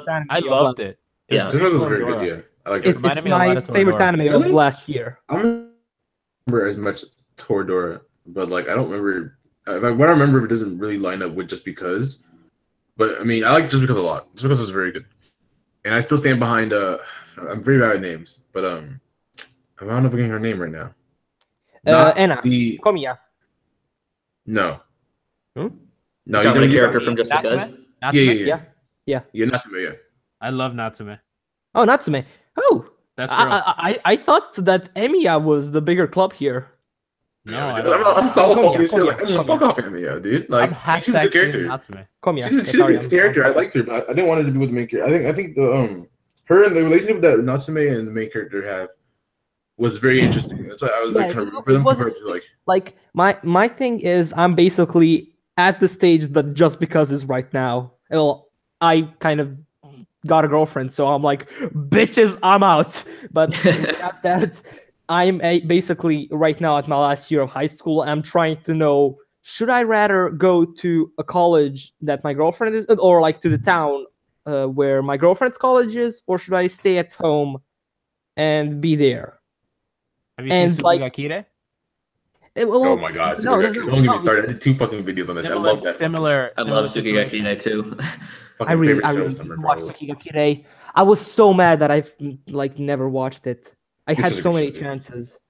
I was get on it as possible, dude. Abyss. I missed the bus on Abyss, and like I missed the bus bad. Like by episode 5 is when I realized I should have been watching it, and I was like, oh, there it goes. Well, I actually started when episode 5 was out. Oh yeah. Yeah, no, I didn't. I missed the bus on it too. I mean, I binged it and caught up eventually. Is it worth it? Summer, I pretty much took summer off. To be honest, Made in Abyss, you should watch it before season 2 comes out. I went for a while though. You don't have to watch it now. You don't have to watch it now. That and Girls Last Tour. I was like, is it worth seeing now that I missed the seasonal conversation? Like, I'm not honestly like that's. I would say so. Right? Girls Last Tour is just a show you should watch before bed. I don't get that, dude. I don't get that. I'm going to bed before after this. I'm going to watch the show. Is it Sound of the Sky esque or? I mean, it's in the same like genre as Sound of the Sky, Yokohama Shopping Trip, in the sense that it's this grounded slice of life in a post-apocalyptic setting. But it's more like overtly philosophical. Then actually still Girls Last Tour. Yeah, I think it's really interesting how it's like basically like a bunch of vignettes of these two girls going through their world and sort of like recontextualizing all the old, traditions and culture of human society that's now gone to the wayside, and just like they're like so removed from it that them trying to like piece back together like what all this stuff meant was just really interesting. Like talking about like empathy and stuff like that. Huh. I may watch that. That actually sounds really interesting. Yeah, I know. I thought it was a great show. It was. I think I put it in my top 5. I think I had it was 5th. It was 5th. Yeah. That I had that pool, and I had to pour the 4 shows because I missed all 4 of those shows. I missed a bunch of Kimono Friends, Girls Last Tour, and Land of Illustrious. I missed about all 3 of those. So I was like, I should watch all. And basically, Euphonium was like different though. Yeah, you gotta get to all 3 of those and I just made them spam the Euphonium. Let me say, last year was a really strong year for anime. It really was. Last year was good. I thought so too. I'm happy with it. I mean, like so many good shows. Rakugo. I'm asking the chat. Everyone, if you haven't seen Magical Circle Guru Guru. Yes, please. Oh my please. god, why are you doing this to me, Jack? I can't watch everything. You watch nothing else. Watch Magical Circle. Watch Mahojin Guru. That's the only thing. If you take anything from this podcast, if you take any show away from this podcast right now, Mahojin Guru. That's the only one. You take all right, I won't go that far. Watch if you take anything away from this podcast, you watch UFO, of course. Besides UFO, if you're not taking UFO, UFO's a given. Please get Rakugo too. I need to watch any of his Rakugo, but Rakugo definitely Rakugo, UFO, and I'll take that too. I love that. Sunshine's like awesome. I love Sunshine. That's a whole different story. That's a whole story. It was his birthday yesterday. Okay, have some respect. No, trust me. Like talking about something like Sunshine or like Love Life in general would be different. That would be a whole different. Oh, right there. Now that we're on this topic, I'd like to ask Jack, because I know Jack hasn't seen Love Life. What's it like when you're like when it's Saturday morning and everyone's tweeting out, "I love the third years"? How do you experience that as a third party who has not seen Love Life? I guess I'm probably just not on Twitter at that time. So you don't, because I was curious how that must look, because I think a lot of Love Live and KyoAni and UFO have overlapping fan bases, but I know like you haven't seen. So I was wondering what that's like when Love Live is airing and we're being fans of Love Live while if you like that meme of Squidward in the house while SpongeBob and Patrick basically. Yeah, I was wondering how one experiences that. By trying to play Persona 5. Okay. I think for me, that's kind of what with UFO. When you guys are talking about UFO a lot, right? On the timeline, I saw so much UFO on the timeline, and I was like, man, this UFO, I don't get it. And I was like, you know what? I'll give it a try. You know, it's like I threw the poll up. Honestly, that poll, like UFO was getting watched. I was gonna watch UFO. No matter what, if anything else won, I want to watch UFO, regardless, right? But like, I was like, I gotta see this UFO. I gotta see what's the whole happening. What's the whole happening about? What's going on with this UFO? I got it after. I was like, oh, I get it. I get it. Yeah, I get it. It's good. Yeah, I've probably I've spammed UFO quite a bit on my on Twitter, so I've probably lost a few followers over the years. All I do is retweet my those gushing, bots. but that's okay.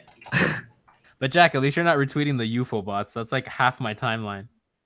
Yeah, I don't retweet the UFO bots. I just like the UFO bots.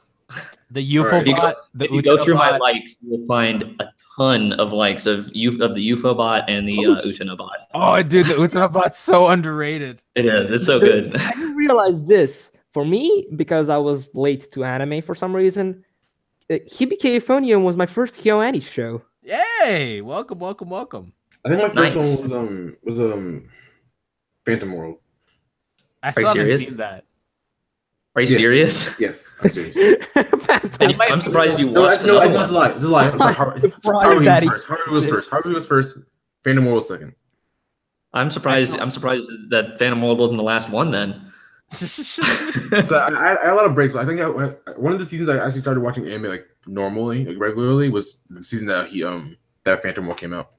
Really? Yeah, it's just not very good. There's like a couple episodes, like the Yamada episode is pretty good. I mean, hey. Hold on, wait a second. I feel bad that Yamada had to participate in that lowbrow production. No, I like that show though, man. I like that Phantom World. The only KyoAni shows I have not seen are Amagi Brilliant Park. I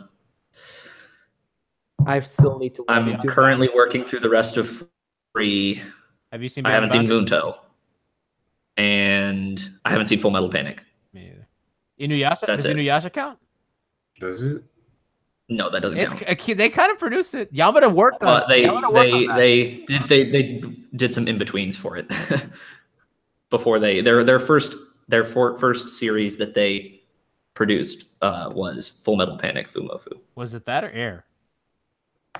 It was Fumofu. Yeah. All right. So And then by a couple of years, Air came out in like 2005.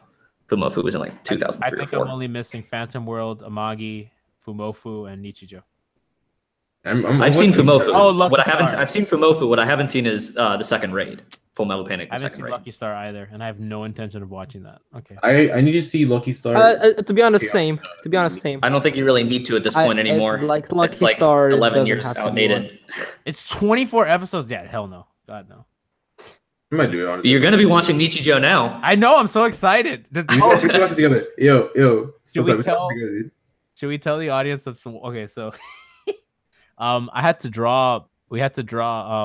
I'm taking a gendered class, and we had to draw the stages of. We read a text talking about this continuum of masculinity in women, and we had to draw from androgynous to female to male transition. And my drawing had to be soft butch, so I drew soft butch Utana from the Adolescence movie, and Twitter laughed at me because I posted the picture because it was so bad. And Jack said, I can draw a better Utana, and we're like, bet.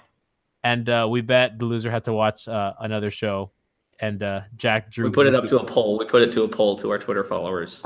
And Jack buried me. Buried me. I mean, to be fair, I think I had a leg up just off the picture choice degree alone. of difficulty. Yeah, you know. Yeah, that's true. And I think we got like 200 something votes, and I got like 10%, and you buried me. It was the goof, man. The goof. So now Can't beat Goof Utana. I'm starting Nichijou tonight. But yeah, I think like it's I love Nichijou. a good time. KyoAni is credited with Inuyasha Toki wa Koereri Omoai, which is, I believe, the second or first movie. First movie. Okay. So look at that. Well, Alright, they're credited, but it's Sunrise. Yeah, credited having worked on it. So Yeah, Mal that's not. They made it. They just. Did they animate it or what? The animation in that movie, those movies are good. I'm pretty sure it was in betweens. Okay. Yeah, most likely. I got Which excited. I know that's what Yamada worked on was in betweens. I love Inuyasha so much, so like I'm so trash for it. All right. So in the chat, I know this is kind of a non-sequitur, but Connor asked if what's your thoughts on Pop Team Epic if you're watching it? If any of you guys are watching it. I am not. I'm not. It's a fun. I like watching it when I'm like eating breakfast or lunch on Saturdays, and I can just kind of like turn my mind off and watch these funny shit posts. You can watch subs in anime form. eating. What kind of alien are you? I mean, I usually watch it when I'm eating. I watch Really? anime That's at lunch. hard. Yeah, I watch anime at lunch a lot every day. I go to like this like secluded like I go to like the floor of this one building. It's like a language building, I guess. I kind of sit there because no one goes there really. You see one or two people in there, and I go there and I eat and I watch anime. Good. I watch like really like very chill things, I guess. Like I think I watch a lot of Ruo. The Ruo is never done. I watch that usually there because it's something that's like kind of relaxing. It's not like something super serious. If it's super serious, I'll be there in my room, pretty much like sitting down, like ready. It's something like a Violet Evergarden. I want to watch like. I want to get like sucked into it. Like, yeah. really and that's why I think Pop Team Epic is good for me for doing that. Like, it doesn't take my like complete undivided attention in the sense that like I'm not like breaking it down in my head. Honestly, I like Pop Team Epic a lot because like you said before, like I usually don't watch when I'm eating, but I'll watch. It's like usually have like a hierarchy of anime I can throw on whatever mood. Sometimes I can be kind of serious. Some things I have to be like in a certain mood to get ready to watch. But Pop Team Epic, I can just like I see it, I click it. I'm like, yeah, I want to watch this right now. You know, just get it my laughs. You know what I mean? Get my Baba Mimi, you know what I mean? All that shit, you know. Is it even worth a watch? Yeah, I think it is. I don't think it's worth. You shouldn't binge it. I don't think. I think that could get painful. I think if I tried to watch like 2 hours straight of Pop Team Epic, I would get. You would just try to kill yourself after that. Like, it's perfect. I think it's like a perfect weekly show where once a week for 20 minutes I sit down. I'd say pick it up like like how they it's like pick out the 4 coma. You know what I mean? Just take it. You eat a little bit of. You take a little bit of it at a time. You consume it a little bit. You don't consume too much. Consume it in little bites, and you're like, okay, this is pretty dope, funny, and then you go about your day. And maybe you feel like it, you pick it up again. Oh, this is a little bit more, or this is funny. Go back on about your day. So you kind of just don't. You can't binge it. You know, it's not a binging show, pretty much. It's a very and like you said, I mean, that's pretty much 4 coma in general. They're usually not that bingeable. And this is a short because I can binge a 4 coma short any day. Yeah, any day. That's true. Basically, what I learned from this is it a 15 or 20-minute episode? Watch Tsukigakure. They are Pop Team Epic are 24-minute episodes, but it's oh my god. The first it's split into it's the same thing repeated twice. Like the first 12 minutes are repeated in the second 12 minutes, except that the first 12 minutes are the 2 characters are voiced by like female seiyus, and then the second 12 minutes, it's the exact same stuff, but they're voiced by male voice actors. I think wasn't there one episode and they changed the voice actors like every episode too. I think there was like one episode that had like actually 2. I think it was 2 parts for female. I think. I think you're right. Yeah. But that's what they do. Yeah, like they repeat the episode twice in the 24 minutes with different voice actors, and then there's also like changes and stuff. And I want to know how much like freedom the voice actors have to ad lib when they're recording this stuff, because it seems like a lot. I feel like they had the freedom. Like, remember that one segment on the last one actually, when they had like what's it called, the Undertale reference, right? And then the guy, girlfriend was like playing very like Marilyn Monroe. Oh god, that was right? so. And then oh my god, I was like dying. The guys was like, oh, the girls was like they're standing very long. Yeah. They're like just laughing and bantering about like the girls in the next to going. You're like, what the hell's going on? Oh my god, that just like came out of nowhere. I was almost on the floor. Right. Yuko Bayashi was the voice actress who was doing like the Marilyn Monroe thing. I was just, oh my god, that was so. Oh my god, like what's going on? What am I watching? What just happened? I know. Oh man. And that's about Connor said Pop Team challenging Epic. binge Pop Team Epic. Pop Team Epic is definitely. I definitely recommend it. Honestly, I think it's very universally like something you can like watch. Even with there's like a few Japanese things that like definitely like Japanese centric, of course. But I think it's a pretty like easy, accessible thing. I think to like show someone. I'm interested to check out I'll be interested to watch the dub too, because I know they're doing the same thing with the voice actors. Yeah, a lot of people like the dubs. A lot of people like the dubs. I think this might be a very good dubbable show. Yeah. I watched No, like I think it's really cool what they're doing with the voice actors, both in the Japanese and the English version and the dub. You know, what they're doing with both. I think I remember watching Sabat, and I can't remember who he was with. But they did the no, the beef for chicken like skit, right? The little the way Sabat delivered the line, his line in that like do you want to go? I was like, oh my god, this is perfect. Perfect. Yeah. Sub actually in one of the episodes for one of the halves, the two voice actresses are Yoko Hikasa, who voices Mio and Keion, and Satomi Sato, the voice of Ritsu. They got both of them to do it together. Yeah, it's so Keion reunion in one of the Pop Team Epic episodes is great. And those actors, like, they bounce off each other. It's like perfect. Yeah, they're great. No, so if that might be a reason enough to convince you alone. That's a pretty good reason. I do love my Keion and I do love my Mew and Ritsu.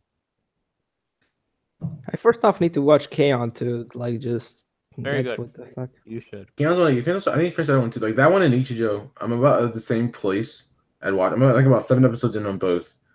I think I was watching them in piece by piece, and I never got to finish either of them. I just want to finish both of those. Those are definitely like very short term to finish, like of older shows of my backlog pretty much. Because Nichijou is like my perfect show. I wish I did watch Nichijou earlier, because Nichijou is like the perfectly made show for me. Like it's like everything I look for in an anime, in a comedy anime, like up to like 11. It's fucking amazing. Oh yeah, and it doesn't change either. It's I feel like we've been so it's like cartoony, frenetic seasonal anime watching. I don't give a fuck. I love seasonals. I love seasonals. Fuck it. I don't give a fuck. Nichijou is one of the most well animated shows ever.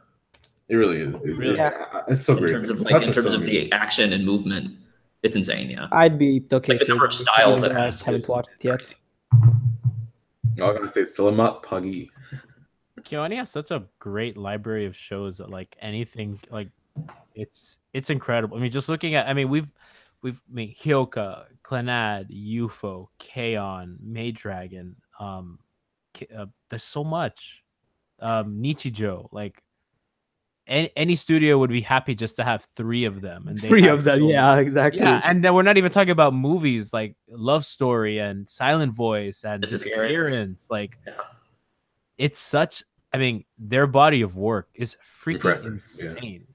And Jack, we talked about this the first pod we did. We talked about just like Yamada's movies, just Yamada by herself having done Love Story and having Silent Voice. Love Story, the Keion movie, and Silent Voice. Yeah, like and those are just the films. I'm saying just as a film like those 3, like any studio would be happy just to have those 3, and that's by one freaking person. Yeah, Yamada did it again. There's a reason that's a me. Yeah, and that's part of the reason I'm so excited for Liz and the Bluebird coming full circle here. I think it's going to be the fact that Yamada's doing it again. I think it's going to be her best movie. I think the source, like the material, is just it's perfect for her, and I think Silent Voice is going to be hard to top. You know, I was reading parts of the Silent Voice manga. Has everybody seen Silent Voice? I have read the manga actually. Yeah, so. Jack, I don't know if you've read the manga, but I've started it actually. I purchased it a couple weeks ago. It's amazing. You mind if I mention a change, or do you? I don't have to. I don't care. Go ahead. There's when Yuzuru leaves because apparently she used Nishimiya's soap without asking. It's not like that in the manga, from what apparently they had like a real fight. And I thought that was an odd change to make, because every time I watched the movie... Wasn't that implied? Wasn't it? I kind of read, at least in the movie, I read that like that was Yuzuru coming up with a lie? Like, oh man, did I miss that? I've missed that all 6 times. It was kind of like... It kind of cuts away to like Shoko. There's like a quick cutaway when he says that, or when... Wagging a finger at her. Yeah, when she says that, when Yuzuru says that, there's a quick cutaway to... like Shoko, like mad at her. So I kind of thought that maybe it was implied that like that was crap. The one thing that I kind of dislike about A Silent Voice, and I really liked it, is that everyone but like the main 4 characters didn't get displayed like their motives. In the manga, their motives are explained very well. Like, even though you hate them because they're they should die in a fire, at least for me. Like, they have displayed that they're actual human beings. How That they're long is the actually manga? people with emotions.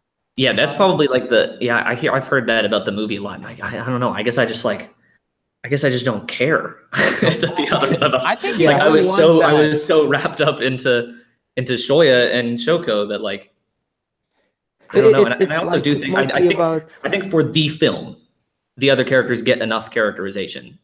Now, like having the manga knowledge on top of that probably I think changes your perspective of seeing it a little bit different. I actually liked I actually read the manga before the movie. And that's why I like the movie, because I know the in-betweens. Like the blanks something that isn't shown. And that's why I actually kind of still was okay with how Ueno and what's her face, the other girl, Kawaii. Kawaii, how them two were displayed. I was okay, even though them two like especially should have been shown like what their motives are. I think I probably disliked Kawaii more than Ueno. Exactly, same. Kawaii is selfish, while Ueno at least is on track. She just like she still hated. Ueno's far too blinded by her own thoughts and feelings, and she projects that onto other people. She even at the end still hated Nishimiya, even at the end.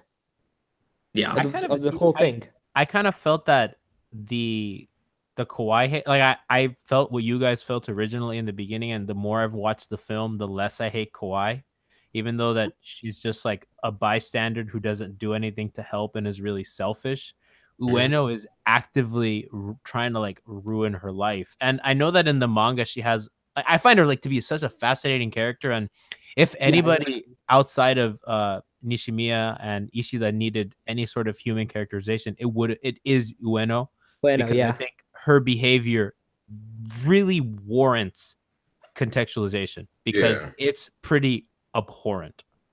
I was talking to a friend on Twitter about this yesterday actually, and they brought up a really great point about how Ueno at the end, unlike Kawaii or Mashiba or the others, Ueno actually did go out of her way to learn a little bit of sign language at the end.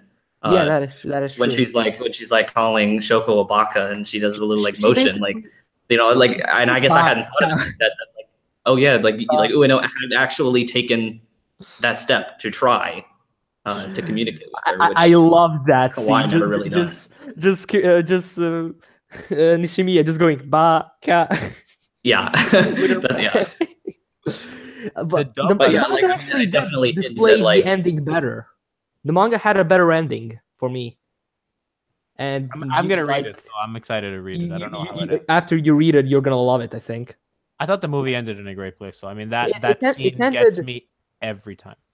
Yeah, I mean, like I've started the manga, and I mean I get the sense that I'm probably going to come away loving both and thinking that they both used their mediums perfectly, and yeah, exactly, and ended where their stories needed to. But that's the thing is, in general, when it comes to like adaptations and stuff, like Yamada couldn't have copied and pasted the manga, because the manga went so far in depth into all the characters that it would have been a 4-hour show if she went as far in depth as the manga did. Yeah, and it was like a 2.5-hour film, right? Or like a 2-hour. Yeah, it's a little over 2, I think. Yeah, and like just I can't even explain how good the manga is. The parts, actually, like for me, it's one of the best manga I've read. Yeah. And I actually read a pretty good manga, Vinland Saga. Fucking love that shit. I need to read more manga for one. Yeah, I read too much. I'm reading A Girl on the Shore now, and it reminded me of why I don't read more manga. It's just why is that? I don't know. As a medium, I don't enjoy it. I find it's, for me personally, it's easy for me to like get lost as to what's going on sometimes. I feel that. It probably wasn't the best Asuna one to start with. Jesus Christ! And I started that in public. I didn't know what it was God, about. what were I'm you sitting doing? in school. There were people behind me. A girl and on the shore. I'm flipping through, and I was like, okay. And I was like, why did that guy pull his penis out? And I go, oh God. And I closed it, and I was like, I hope nobody saw that. Yeah, I would. Why did that guy put Somebody behind me. I knew anime. the was highlight weird. of this whole podcast? All anime Why is did that hentai. guy pull his Disgusting. penis out? Dude, I'm like, and I was like, I'm flipping through, and then all of a sudden he's like, page turn, penis is out. Yes. Just watch Poon Poon. Oh God. Or read. Sorry, Adapt read. Poon Poon. Okay, so Sorry, who can adapt Poon Poon? Nobody. Jack? What studio? Nobody. Nobody. Do you think Maybe no one can do it? Shaft? Poon Poon cannot be made into anime. KyoAni. That's my hot take for the podcast. Madhouse. Can Madhouse do cannot it? be properly adapted. I'd be if there was a movie budget and KyoAni and Shaft worked together, Not a baby. it could have maybe be done. I think it is so heavily steeped in the manga format and the medium that I just can't envision it being pulled out of that. And still, I feel that honestly. Some shows are just gonna be. If the people that worked on Fate Apocrypha's episode that you, Jake, mentioned, like if that was the whole the whole like. I mean, I'm not saying that it couldn't. I'm not saying it couldn't be like it couldn't look good, and but just like Get done properly. Yeah, Why? right. Like, Like why narratively, do you feel that way? Like I said, because it's pretty experimental too, and I just think that it relies so much on the medium of manga that if you pulled it and tried to, like, you would lose so much by taking it out of that. Definitely feel it, yeah. As someone who hasn't read it, you I'm have just to trying fill those gaps. I mean, you'd have to fill those gaps somehow for it to work, and I don't know if there's anybody that can. I hate to put you on the spot, but as somebody who hasn't read it and doesn't know what you're talking about, like what is it about it, like being experimental, that would make it hard to adapt? For one, I don't want to spoil you. Oh, okay, don't. Well, to be honest, a lot of manga right now are very hard to adapt. Like I don't know one manga that is not very shonen-y, if that's even a word, that can be adapted. Yeah, like Berserk is basically gone to be adapted. For an example, though, like, I mean, just the character of Poon Poon, himself.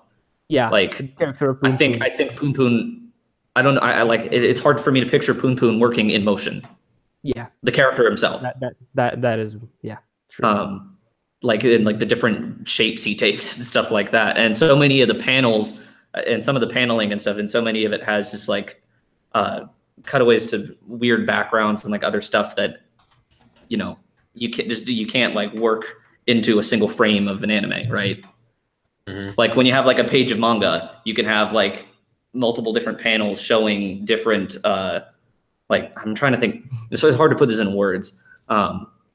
No, I'm kind of following, but like, why can't you just do like cutaway shots, like when you come into a scene, how like to bring this back to UFO, when they're when Asuka's playing for Kamiko, how they get shots of like everywhere in town while the music is playing. Well, I'm talking about like otherworldly shots. Like, I mean, but Shaft, it's not like Shaft doesn't do that. Or Silver exactly. Like it works in part not because it's cutting away, but because it's right there in line with the other panels. Like for me, like Shaft is the closest thing. If I had the manga in front of me right now, I could open it up and Ikuhara couldn't do something like Ikuhara already doesn't straddle those lines already. Ikuhara is probably up there in terms of like experimentalness that could work it, but again, I would think that probably one of the biggest examples would be that, again, I hate to put you on the spot. I don't see it working in motion. I think that's probably the biggest part of it. Yeah. I don't see it working in motion. I feel that. It's like with anime, you think like, okay, I can't adapt it to text or whatever, can't adapt it to like a more visual medium, because like you take away that motion, that audio, the music, you take away all that stuff, it's not as stellar, you know what I mean? Some things are really good with motion, some things are really good without it. I also think, who could voice Poon Poon? Like, I think that's part of the appeal, is that Poon Poon doesn't, the fact that there is no audio and there is no voice, and that he's such this like blank character. I feel that way when I read. Like, I just read I finished Stone Butch Blues by Leslie Feinberg, and I kind of felt that way reading that. Because as I'm reading it, I go, I wish this was an anime. Obviously, it can't be an anime, but like, then the more I read, I'm like, no, I kind of think the idea of these characters, me making voices for themselves and all that, I think that's like a big part of reading. Yeah. You know, I get you. I just wanted to pick your brain on that because I've heard people say stuff like that about manga, and I don't read a lot of manga, so I've never come across something that I felt was unadaptable. I mean, this is the only thing that I've read that I would say that about, I think. Like, I've read Vinland Saga. It's like a Viking anime, Viking manga that just goes very in depth with characters, and it's basically kind of like it has to go as far with animation with kind of like Berserk, like just to make it, and even just voice acting would be impossible for it because they're Vikings. I can't hear Japanese people being Vikings. Like, just all of a sudden Tomoyo is being this one chick just like, ah! No. I mean, that's never stopped anime before from just making people like watching Ancient Magus Bride. They're in London, talking Japanese. They're like, oh, it's London, all the English. Or no, what's up the Antarctica show? They're in Singapore and they're like, oh, look at all the English talking to people in Japanese. I was like, yeah. You think about what's it called? Takes me out of the experience. What's it called? What's the show? I just talked about it. That's why I actually like the Kekai Sensen dub because they're in New York. Kekai Sensen. New York. Kekai Sensen, yeah. Is another one that I had to stick through every week that I didn't want to stick through. Seriously? I hated it. And I watched the dub. Damn, which I did. I enjoyed the dub. I really did not enjoy it. Okay, I'm disappointed. Okay, but like when I liked it. I think I probably liked season 1. Leo is cookie cutter. Like all those characters are cookie cutter out of like shonen stories, and it's just like I've seen you all before done better. Well, Trigun. It's basically. I don't like Trigun either. Oh, then. I tried. Like I don't know. And I was excited because I thought the world was going to be fun and interesting, and it was fun and interesting. It is. But I think the episodic second season. I saw the first season. I stuck through it. I actually did enjoy the ending of the first season. I actually enjoyed it when they tried to have a plot. Well, that is basically Kekai Sensen. World building for 10 episodes and 2 episodes of actual plot. It's my problem with Bebop. It's like you do all these episodic things. Guys, by the way, Sub's got some pretty hot takes, so we're going down a rabbit hole here. Actually, kind of relates to the question. It's not a rabbit hole, actually, because Connor in the chat he asked because kind of like what you're talking about right now. Has there ever been a show you wanted to like but you never got into? And it's like I'm not sure. I mean, like, it just means watching it. I mean, it means probably watching it. You wanted to like the show or you're watching it, but you can never get into it ever. Wait, Connor, and Bebop. Motherfucker, my brother is the one in the comments. Oh, your brother's Connor Dean? Well, that's like his persona. Okay. Like basically, it's not this. But yeah, his username. For me, that'd be Bebop and Gurren Lagann. Like I'm watching them, and I really wanted to like them, and it never materializes to anything more than I just say, they're kind of pedestrian shows. Let me see what the fuck have I dropped. Yeah, it's a good idea. My drop list has a big old fat zero. I mean, if you go on my Mal page, I don't have anything in the drop category, but that's just because I only retroactively made this Mal. Like, and I combed through 20 years of Annie charts, trying to go through every damn anime that's ever aired to make sure I didn't miss one I watched. And it took me like a couple weeks. To be honest, for me, it's 3-0. Like, even though I dislike it and I don't care about it, I would have liked to see the whole, at least like maybe to Rem Confession, since everyone basically said that is the best thing about the show. As for me, I think a show I wanted to like. Oh yeah, I don't even know if I have like. I watched episode 1 and I'm like, I don't like this. I wanted to like that. For me, it was Children of the Whales. I think like I wanted to like it. I think the setting was very interesting. I didn't even hate the characters, but it was just kind of slow to the point where I was like, it got to me that I dropped Laputa. Yeah, I got behind a whole month at one point, right? I was watching it weekly, and I got behind a whole month, and I was like, I started the episode, right? I started the same episode at least 6 or 7 times, and I got to maybe 2-3 minutes, and I was like, I don't want to watch this. I don't want to watch it. I know this is like a left field question, but your favorite Ghibli film? If it's not Grave of the Fireflies, it's because you haven't watched Grave of the Fireflies. Yes, I've watched Grave of the Fireflies, and that's not my favorite. How? My favorite, I'll go with Princess Mononoke. How is Grave of the Fireflies not your favorite? I have Princess watched... Princess Mononoke is. There you go. For me, it's actually Nausicaa. Interesting. Okay. I like Nausicaa. Have you read the manga? No. I strongly recommend it. It's one of my very favorite mangas. It's huge for one, but I think it's one of Miyazaki's best works, honestly. Like Yeah, if you like huge fantasy worlds, like okay, so like, I'm sold Tolkien already. Hell, we were talking about Game of Thrones before this stream started. Like, if you like stuff like that, I definitely recommend checking out the Nausicaa manga. It's sort of like it takes the film, but then like really expands on it. That's dope. I'll check it out then. I'll definitely look for it. I know some people have said it's actually a little too overwhelming, so keep that in mind. But yeah, from that question, it's kind of interesting because like back in 11th grade, right? I'd moved to a different city for a year, right? And before we didn't have internet, so before at that point in time around that area, I went through like a lot of the Ghibli films. I didn't go to any of the Takahata films, sadly, and I think I need to. That's some of the films I need to go through because I haven't got through any of those yet. There's a few ones I want to get through. But Takahata is still underrated. Yeah, but he's definitely an interesting guy. When I see his work, I need to go back and watch it. That doesn't like I might like him even better than Miyazaki stuff, but I can't say. But I went through all Miyazaki stuff for the most part. So maybe a few movies. I went through a lot of them. I guess my favorite ones are maybe Spirited Away, maybe Mononoke. One of those two, probably. Yeah. I mentioned that because I remember that I dropped Laputa. And I didn't like Castle in the Sky, right? That's Castle in the Sky, right? Castle in the Sky, yeah. Mm-hmm. I think speaking of Castle in the Sky, I remember I got the DVD and they had like the little cuddle. You know like how they have in the little sleeve, right? And they have the little like picture. Like little cuddly picture, yeah. I think I took that from the library's copy, and I kept it. I'm like, this looks great. This is dope. I love this movie. Okay, it's fine. I don't know. Like, it just got boring. Like, I didn't want to continue. I don't know.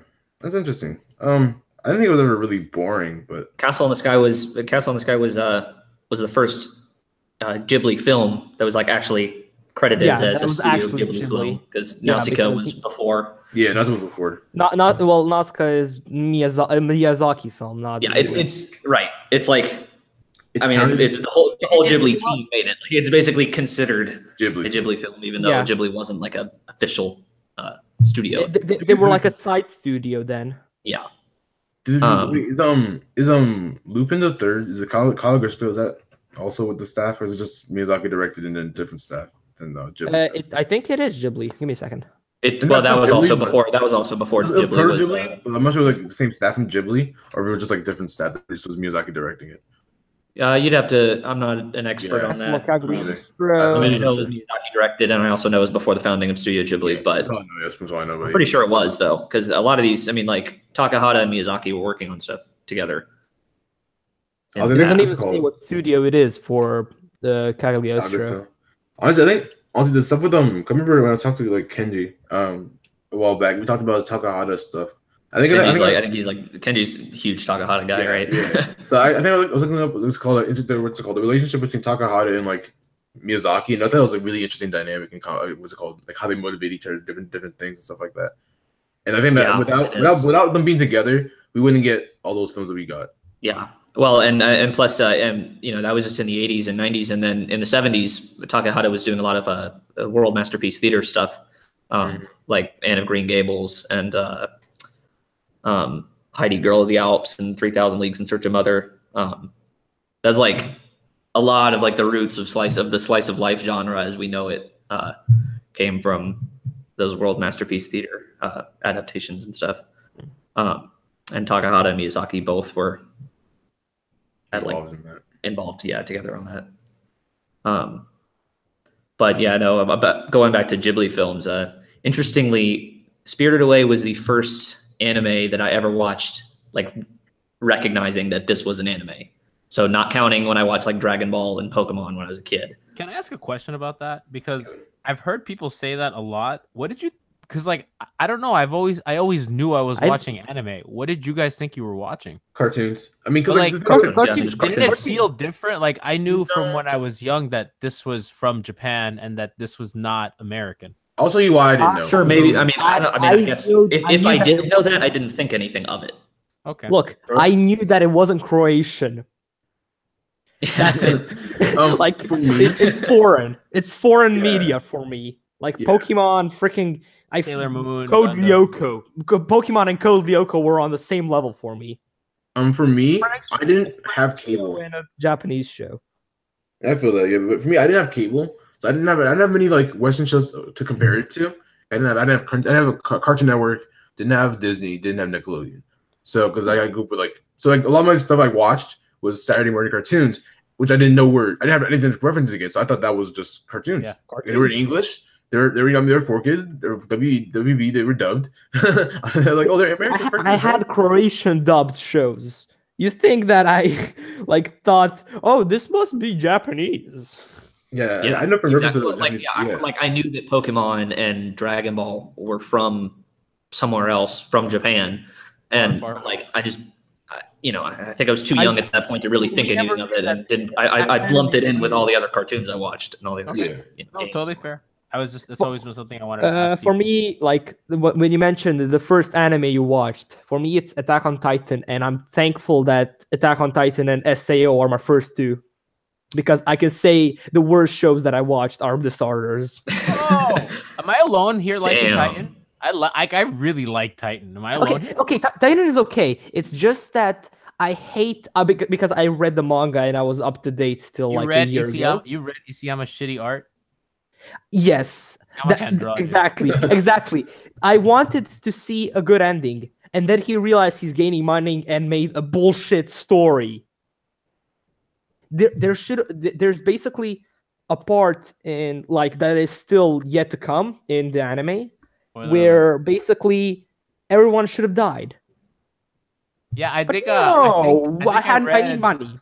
I think I read that Isayama wanted to kill everybody. And he wanted to kill everyone. And there's literally told him no.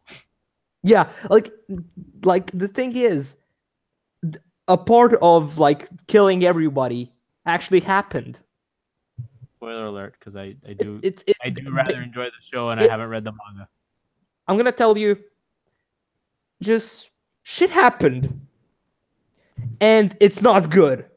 Yeah, my sister's a manga reader, and she spoiled I don't know how many deaths by accident to me, and I'm like, I hate you. This is why I told you not to read the manga.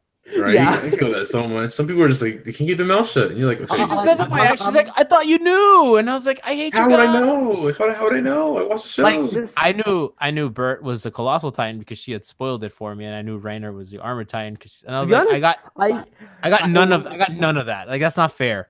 Before I got into the manga, like I loved to talk about with my friends, like theories, who the Colossal Titan is, like the theories were amazing. Like everyone had amazing ideas. And you read it, and now I'm like, fuck it, I don't care.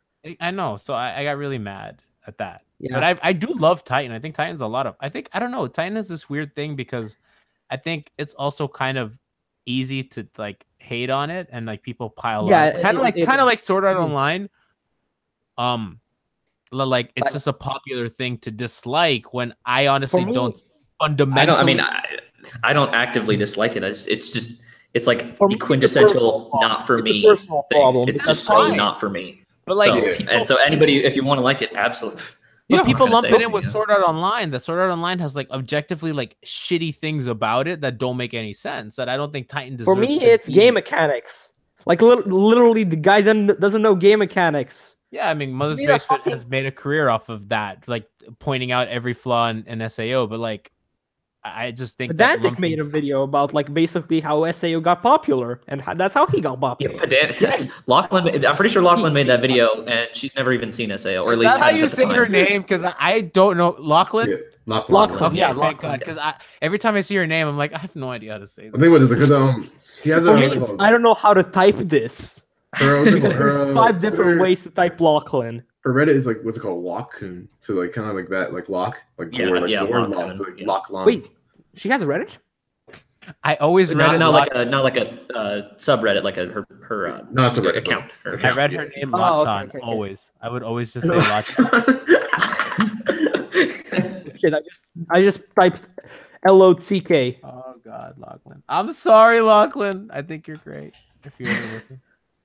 So If you if ever we're talking about listen. the first things we watched when we got into anime, so I mean, like, you know, we were talking about the stuff we watched, cartoons we watched as a kid, and that was all like probably before I was like 10 years old. You know, I was really young, and then I didn't watch any anime until I was in high school. Really? And my sister, my actually, oldest sister, showed me Spirited Away, and I loved it. Is your sister a weeb? She's not. No, she's The funny thing is, filthy I watched casual. Spirited Away and Totoro without knowing their anime because I watched them dubbed. Oh, okay, gotcha. Yeah, no. So, and even with Spirited Away, like I watched it, thought it was great, but like I still kind of, you know, I probably lumped it in with like Disney related stuff. Exactly, same, exactly. But then she showed me Princess Mononoke, and absolutely loved that. So then I was kind of like, oh yeah, this is pretty cool. So like then I was gonna watch more Ghibli films, and then a little while after that, then she showed me Brotherhood. So that was like Your sister showed you Brotherhood? that was like the first anime series that I watched. That I was like, this is an anime, and I love this, and I want to find more like this. Your I need sister's to kind of remember a what weeb. Interestingly, though, the second anime series I watched, you would never guess, was Kimi ni Todoke. What? It's this like rom-com. Wait, It's what? hilarious. Yeah. Has anybody else seen that? I don't think I've seen it. I've heard of it. I've heard of it. It's about like it's about this like socially awkward Wait. girl who like Oh, looks like is that looks good? like a Because girl in the I ring. wanted to see that. Is it good?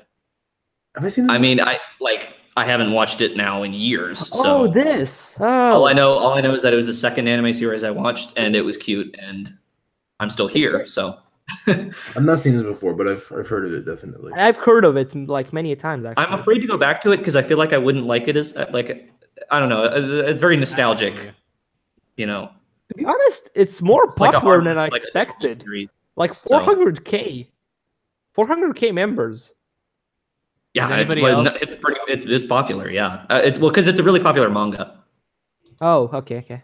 It's like Am I one the of only the one few here that- shoujo manga that's still extremely well Was received. that, bro? Would watch Naruto on YouTube, so we had to watch part 1, episode 56, subtitled. Dude, part I 2. watched Pokemon. I watched Pokemon XYZ on YouTube. But like, like- where you Back watched in the old it days, when yeah. I was, You're no, talking about- I was up to date on the latest Pokemon. But the No, first was I'm one. that- I'm talking about Wait. like the parts episode. You watch like episode part like you had to watch like a whole like different. Yeah, parts. because You can't get the whole YouTube thing. wouldn't allow anybody to upload anything over like 7 minutes or Yeah, right. something. Oh, So that, they would yeah. Upload the episodes in parts. Oh my god. I watched. I remember seeing that, but I've never watched it. Clanad was one of the earliest anime I watched too. I watched it all on Mhm. YouTube the first time.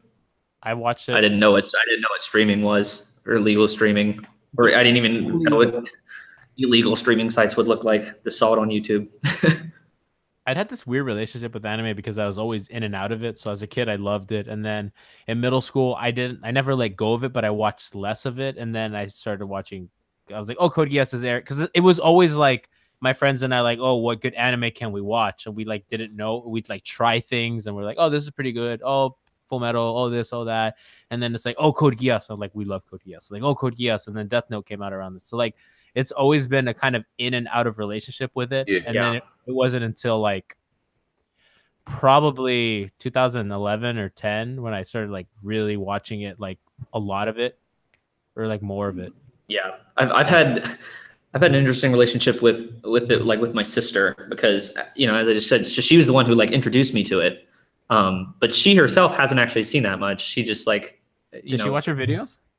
No, she doesn't. In fact, nobody. They don't even know that I have a YouTube channel. For Really? that matter. Hold on, wait. How? Your sister who introduced you to Brotherhood doesn't know that you've made like pretty incredible videos on the series. Yeah. Correct. Are you embarrassed? Are you being a tsundere? Yeah, he is. They're not allowed to know how deep this runs. No, I'm just kidding. They can't know how you live. Exactly. They don't need to see the horrible conditions I live in with just like Jackie made in that tweet, just with UFO posters.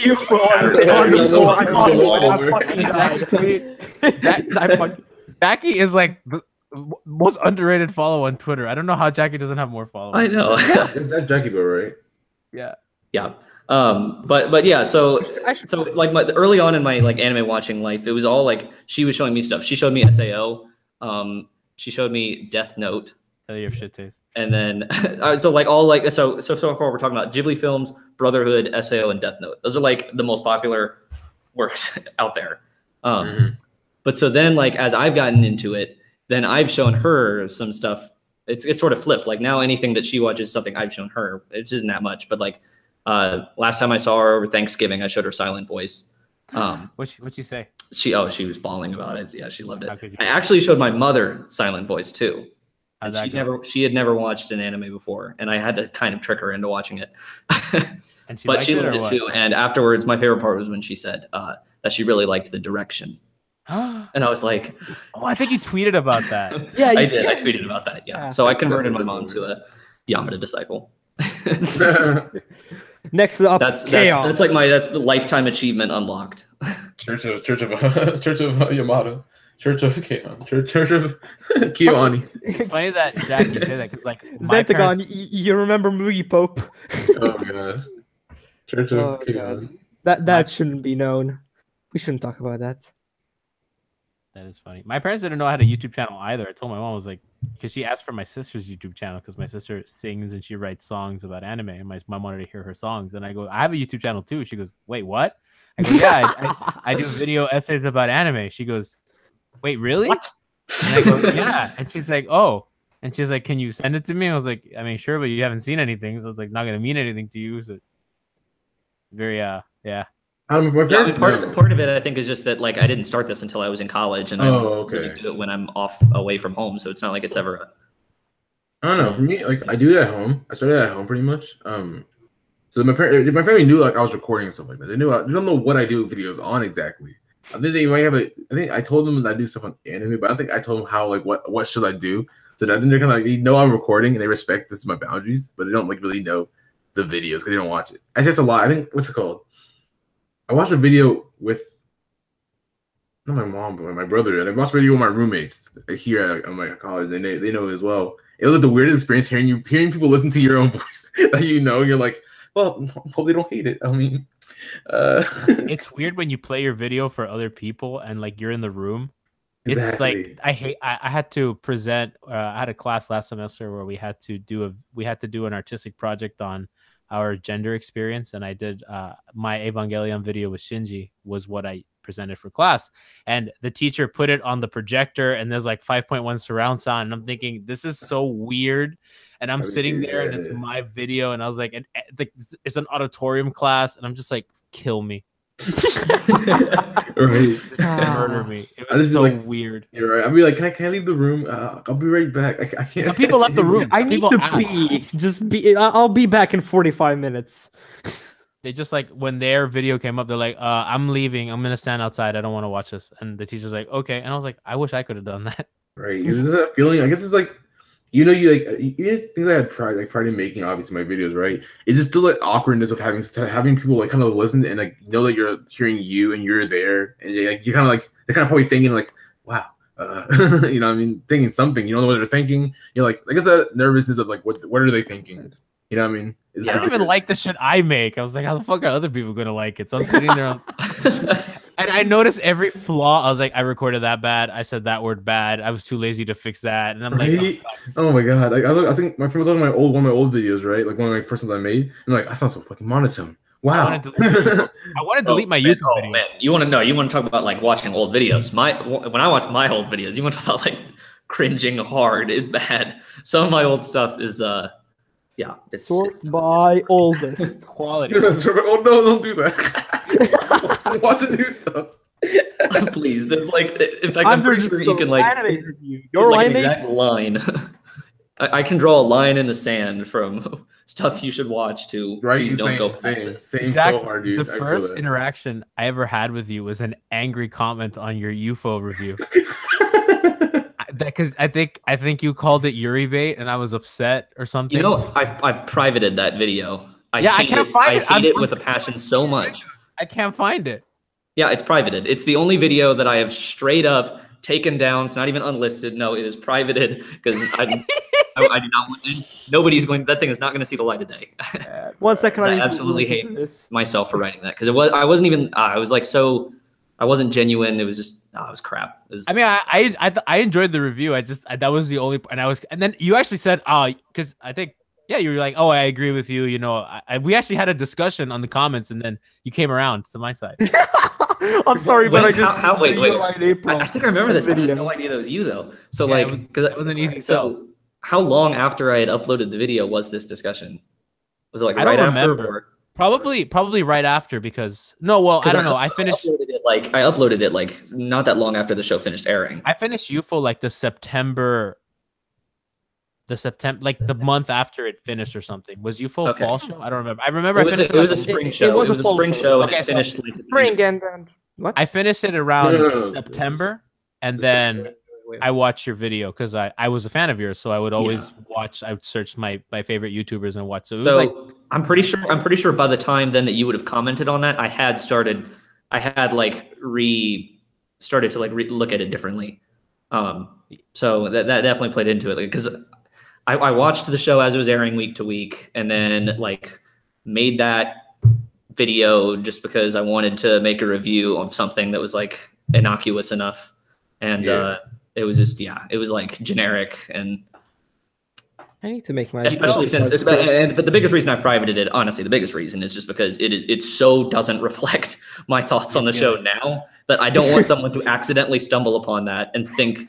But that's what I still think about. He hates this show. Wait, like, literally, I think I gave it like back when I like rated shows. I had like like the different ratings, and I gave it like the middle one. I gave it like the try it if you want.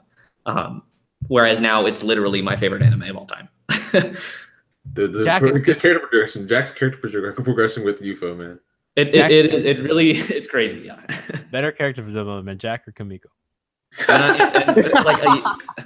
There you go. I'm saying Reina. It was Jack. It was interesting because I've watched your videos pretty much about since you started. I've been a fan of yours, and then I just saw Shinsekai Yori this year, like last year rather, like toward the end of the year, and I was like, oh, I know Jack did a video on Shinsekai Yori. My very first one. Yeah, it was your very first video, and I really enjoyed it, and I was like, man, like you came out of the gates really strong, and it's crazy how you were so good, and then you managed to get even better. Like that's insane, dude. How much, like how you started off so well, and then you got even better and better. Like that's so cool, man. That was a really cool experience as as your friend and as a fan of yours. Like that was really cool to thank you. Yeah, no, that's one that I definitely still stand by. I think I haven't watched it in ages, but like, yeah, I think that one was all right.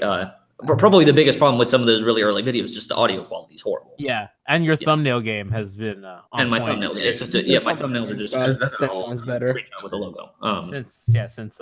Since about like I've found you out because of my brother. Like he saw your Death Parade review. Yeah, I think that was the third one I made. Yeah, that was the third one. I'm just looking at it. And he's like, that's pretty good. Like, I should like maybe recommend my brother to this. And I'm like, I only want to see the review after I watched this show. And I'm like, haven't watched. Yeah, I don't want to watch an SAO2 review. Yeah, I did. That's the only video I've ever made about SAO. Yeah. And to be honest, it wasn't particularly like scathing or anything. It was just it made less views than Your Lie in April. Or Yona of Dawn. Oh, I hated your line April review. I was mad at it. What did I say that time? I don't think you liked it, or you slandered Tsubaki. Did I leave a comment? Let me check. Okay, I'll just look at. I know I liked. I didn't say it was the greatest thing in the world, but I know I did like it. I think you didn't like it that much. I don't remember. Well, we're waiting. What's it called? Kano asks in a chat. Would you have you guys ever thought about redoing any of your old videos? Yes. What is that question? Of course, anyone, literally anyone. No one is perfect. No one legitimately. thought of taking down my UFO video just because of like just the quality of audio, because that was before I got the nice mic, and just it was my first video, and I don't know. I love UFO so much that Yeah, I mean, hey, but that's a make good. I like that one though, at least from like a scripting standpoint and God, it's editing like, wise.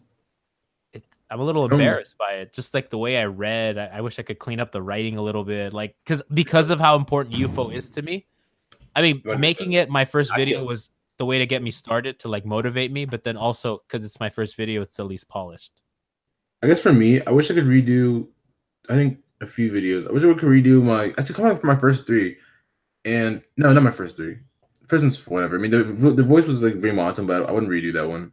The opinions still stand. I'd redo the Luca video, not in like script wise, because I think that honestly was one of the best scripts I've ever written, just on the show. I think the way I delivered information, that was good. But because like at the end, the audio, the music cuts off, and that's so embarrassing to me that I don't want to promote that video, because like I'm so ashamed of like having not checked the audio at the end. I literally expert. I was like, yeah, it's perfect, right? Didn't check the audio, and I was like, this is so I really enjoyed that season, and I feel like I did injustice, and I feel really bad. I like both Yosuke Gakita videos a lot. I thought they were really good. I like them too a lot. Those are some of my favorite videos. Honestly, I think it was like, because like, what's it called? The second one has done better than the first one, which is really frustrating for me, because I think the first one's my better one. I kind of like them the same. I thought they were both really good. Although the second one was a lot shorter. If I remember. Because the first one was like more like the big one, and then the second one was like more the amendium, pretty much, of like, this is like another part of this. You know what I mean? I could probably maybe put in one video, but I was like, I want to talk about like so much. This show resonated with me so hard. I think I went into that show saying like, I'm making 2 videos of this. I'm making 2. Jack, what are you going to say? I think like technically speaking, I am redoing a video right now, but like not really. What's that? While we're on the topic of UFO, spoil it. There's a reason that I didn't just rewatch UFO just for kicks. You made Nice do it too. Yeah, exactly. Oh man, honestly, I wanted to come on to see what he thought. I didn't get his thoughts at all. Like, what did you think? You talked to him about it? No, he didn't really give me much either. While he was watching it, I had a couple points. At one point in season 1, he said it was good. And a couple other points, he was like, "Yeah, it's okay." And I was like, "Hey, that's the best I could expect from this fucking guy, dude. This fucking guy." I'll take that. Honestly, I'll take that, considering his opinions on other KyoAni stuff. Yeah, he's not a KyoAni. He's not a KyoAni fan. What do you guys? But I didn't like, because basically what he's editing like the ending sequence of it, which is different and special. And so like I told him like he didn't have to watch the show if he didn't want to, since it's 25 episodes and he's not editing the whole thing, just that part. Like he could just get clips and stuff. But he was like, no, I want to. He wanted to get in my headspace a little bit. I mean, it's kind of hard to get in his headspace if he doesn't agree with it. If he doesn't like the show as much. Just know, like, to be able to watch it and then know, like, okay, these are the clips that are, like, the most meaningful. Yeah, I feel whether you like it or not. So, yeah, but then I'll be handling, like, the video, like, the script portion. Okay. What were you saying, Subtitle? No, I want to know what you guys felt was your best video. Oh, honestly. 7-year-old Minecraft video that I did. Quality. I privated it like an hour later, but yay. Actually, no, I've actually privated it 3 years later when I realized I should not do this. That's a good question. That's a good question, honestly. I think I've gone back and I've thought about that a few times. I have too, and can I guess? Eyes means the truth. Yeah, go ahead, guess. Okay, I think it's the Yoshiro Ike one, and the Yamada one, or the the Pun Pun one. Okay, Pun Pun and Yamada. Those are in the top 5 for sure. Yeah, I would say. Eyes mean truth. I like that one too. Yeah, that was I had a. I really liked it. When did I make that one? I had like a stretch there where I made that one. I also liked the Bebop one I made. But yeah, no. So I would probably say my favorite is my Yamada one. Actually, the Koi no Katachi one was really good. I was gonna say that I liked my Koi no Katachi one. All the KyoAni ones are up there. Because those are the ones I was the most passionate about. Your Silent Voice is the one that you think is the best? Say that again. The silent voice one is the one that you think is the best. I would probably say the Yamada one. Yeah, I agree. I guess for me, although the Poon Poon, I think that Poon Poon video is the one that I put the most time into. I really like that, and I never read Poon Poon, but I watched it, and it was that dude. You killed it. The editing was super time consuming. It was painful. I can't imagine. Like editing manga, I understand why like you don't really see many like people do it. This is like also like highly edited manga videos on YouTube because it's right. It's not even that it's like not even that it's like super hard. It was just took forever and tedious, I think. But yeah, I thought for sure you were gonna say your Higurashi review. I don't even know. I guess for me, it probably that's one of the videos that's one that I haven't watched since I released it. I feel that. I definitely feel that. I think if I had to pick, that's really hard because like I'm torn between like the last summer's spree, but then like what's it called, the Sugi. Honestly, sometimes I go back and I think maybe the Boku no Hero Academia video might be my best one in terms of a takeaway, but I'm not sure. That or the Sugi Akira, the first one, I think. Yeah, the Sugi Akira was really great. Yeah, I like both of them. They were good. They were really good. You there? But I forgot that one. What the significant names of Boku no Hero? Yeah, that one. Yeah. Oh yeah, I remember. I actually the funny thing is I watched that before I even like knew who you were. Like I just like found it in recommendations.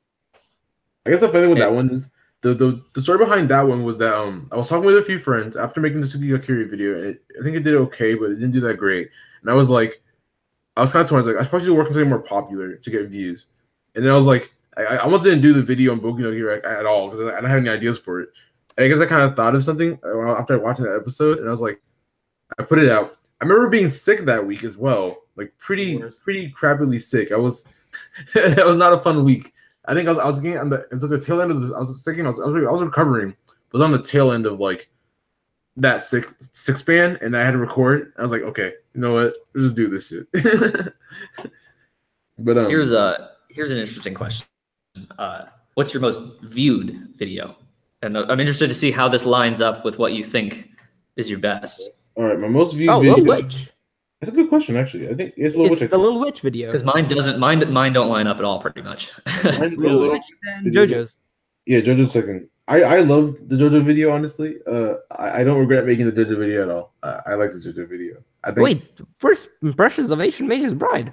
Yeah, Asian Mage's Bride.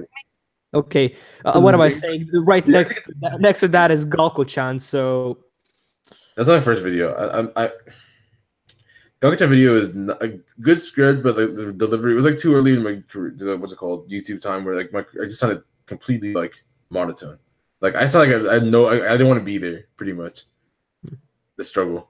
Yeah, Jack, I'm looking at view counts, and like the one that's at the top just blows everything out of the water by like. Does. And you're gonna be surprised at what my most viewed video is. First though, one of my least favorite videos of mine is sadly the third most viewed. I only have 4 videos. I have 4 videos over 100,000 views. This top 5 Fate Servants video has over 250,000 views. Yeah, and I made it like it was one of the first videos I made. Audio quality is terrible. Script it's. Yeah, I don't know. It's just like not very good. I never even watched I have. I remember that's why I was interested in Grimgar and recommended it to my brother, and he dropped it because he didn't like the animation. Yeah. So that my most viewed video is a video on Grimgar. It's got 660,000 views. I don't even know how that dwarfs all my other videos. That's insane. I missed that. It's on Grimgar.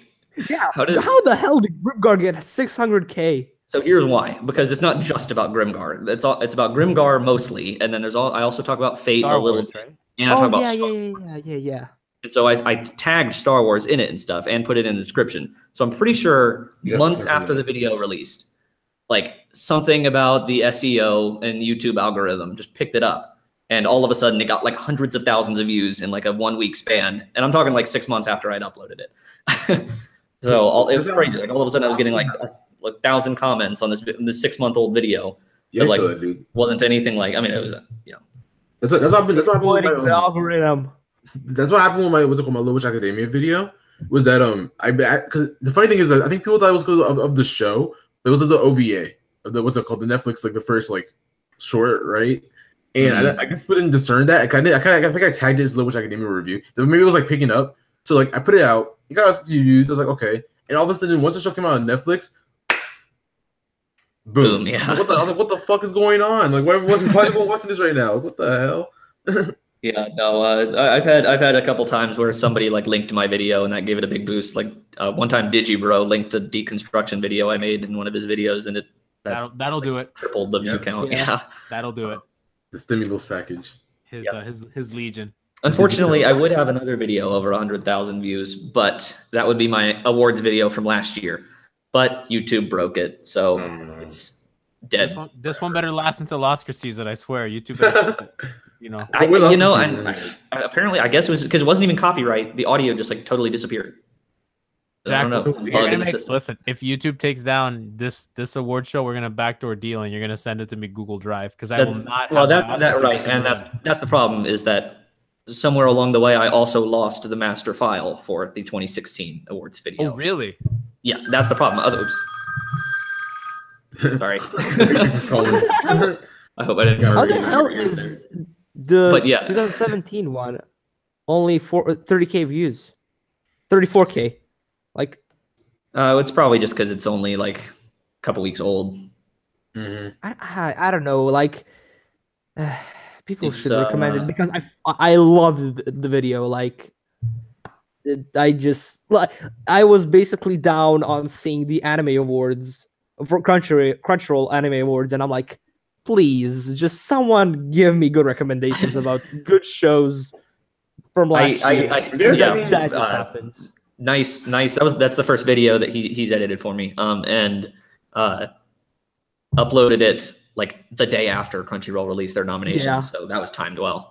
Yeah, that was timed perfectly. Have you guys heard my idea for an anime award show? What's your idea? That I don't think I've heard it. You get that somebody, like someone in the community that has pull, would have to organize this and get like a critic ballot, right? So you get people from the blog sphere, from social media, from AniTube, right? And then you create kind of a nomination process through all these different people, right? You do it kind of after the year's ended. That should have been done. And then this year they send back their nominations, and then you resend it out to the same people, and then they vote on it as critics. And then you get a critics, and then like, so the way it would be presented was, for example, you could have different AniTubers present, right? So then they would each like do a video, like, you know how the Oscars, like people actors come up and they do. It's basically how Reddit did their awards. Yeah, like they did polls and then just judges said what's the best out of them. Do you guys know Daza from Fighting for Nippon? No. Daza? No? Yeah. He's done that with. He's doing like an awards thing on his site, and he got in touch with different people in the community and stuff.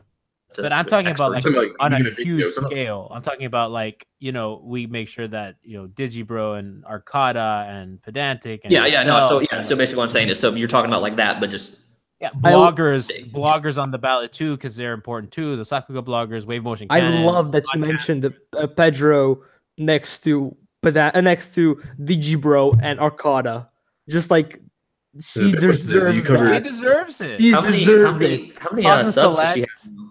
She's at like 50 something? No, maybe a little more than 50 something. Can we give a shout out 90 something, I think, to a young YouTuber, Zaria, because she is brand new. Oh, yeah, her videos are incredible, and people need to follow Zaria because her videos are really good. She's really smart. She's a good writer. And she's carved herself a really nice niche in like the LGBT stuff. Yes, Yuri. Okay, I'm Yuri interested. Anime and Yuri manga stuff.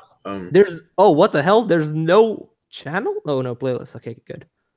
Pause and Select, also incredible. Not enough love. He's amazing. Every day. He's amazing. That's just amazing. Definitely his own niche. There's very certain people that have occupy very certain niches. Like for me, I feel like I could do my stuff is done by anyone, could be done by anyone, right? But these people occupy certain niches that I don't know that can be replaced. Like I listen to that to pause and select every now and then when he's just talking about literally anything. Just things that come out of that guy's mouth is gold. Plaza Select's Horo Musico video is as good as anything on AniTube. Like, there's a few times that I feel that way. Did the audio get cut out? Can you guys hear No, me? We were just not talking. Oh, I no haven't, wonder. I haven't seen it yet because I guess I was wrong- gonna wait till I read the series. I have 2 tabs of the stream open. I have the YouTube one, and then I have the other one. So I saw somebody else talking, and I was like, "Wait, is my audio not coming through?" I had the wrong one open. Yeah. Yeah, I've got the Hangout tab, and then I have the YouTube stream tab open to see the chat. Yeah, same here. Although I guess I can pop out the chat. Pause and select is The GOAT. That's what we should. The GOAT. He's a good guy though. I mean, you might not call himself the GOAT, but he's definitely one of the people that I definitely would recommend in the scene. And I know Yeah, and one thing that's interesting about Joe is that drunk. He's amazing when drunk. Basically, every now and then, like Joji just gets him on the Neo Otaku fan club. That's basically where I'm at most of the time, and he just gets drunk, and you don't know if he's serious or not. He's just like, "Fuck this shit! I hate you all, you motherfuckers!" And just you hear emotion, and you, are you okay? Are you okay? I love you. I love you. Please make another video. Exactly. What you're gonna say. He just does that, and you just can't not love that guy. basically, I was just gonna say that like, how much AniTube do you guys watch? Because I know Joe has pretty much, he doesn't watch anything anymore for various reasons. I used to watch a lot. I did too, and I don't watch very much at all anymore. I actually watch like you lot basically that that was mentioned, like you three, like basically just pause and select when he's not talking about something that I don't want to watch, or just like want to watch and just don't want to get spoiled on. Like Joji Matthews, I actually like the dude, so I watch his stuff. Pedantic is amazing. Her video on the film that she was sponsored. Mary, which slaughter? Yeah, that video is just golden. I like. There's so many videos that she's done, and just God. I feel like I spend too much time. I feel like I spend too much time making all this stuff that like I get so burned out from that I don't want to watch any of it. I actually want to watch more. It's just here. At this point with semester, and because I have a full-time job, I'm a full-time student. I run the YouTube channel, I do a sports podcast, and I run a sports blog, and now I'm doing the anime podcast. It's like even doing this right now, it's like it takes time from doing other things. So like if I have 20-30 minutes that I used to be able to watch AniTube, now I'm like, oh, let me sneak an episode of of a seasonal, pretty much. So it kind of makes, sometimes I watch when I cook breakfast, because I do make my breakfast every morning, so I'll have something playing in the background, but it's not the same because I'm not actively watching it, I'm just more listening to it. So that's nice because Zaria puts out a lot of content, so I usually listen to that while I do either her or Jesus and Mero, which is a very stark difference. hip hop podcast or like AniTube. Yeah. But what's it called? Hard in these streets. Hard in these streets. Hey. But what's it called? With AniTube, I guess the reason I don't watch more isn't because I don't have time, because I definitely have time. But like I keep a track of everyone in the scene. Like I'm aware of a lot of people in the scene. Obviously, I get around. As people in Discord might know, I do get around. But what's you it were an called? AniTuber Expo, so yeah. But so I tend not to watch a lot. Should do AniTube. I really should do my videos. I just need to get my ass on a script. Yeah, just gotta do, honestly. But this call inspired me to not do my homework today and finish my Love Live video. I have no script plan anyways. I'm kind of like but anyways, but like I just tend to watch a lot of people just because I feel like I tend to get decently easily influenced. So like I tend not to watch a lot of people because I don't want to absorb. I don't want their opinions to be mine. You know what I mean?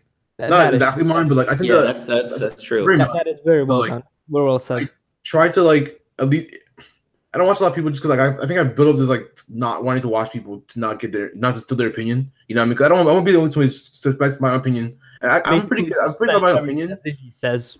Yeah, I'm pretty solid in my opinion, but sometimes like I'll hear things and I'll adapt it.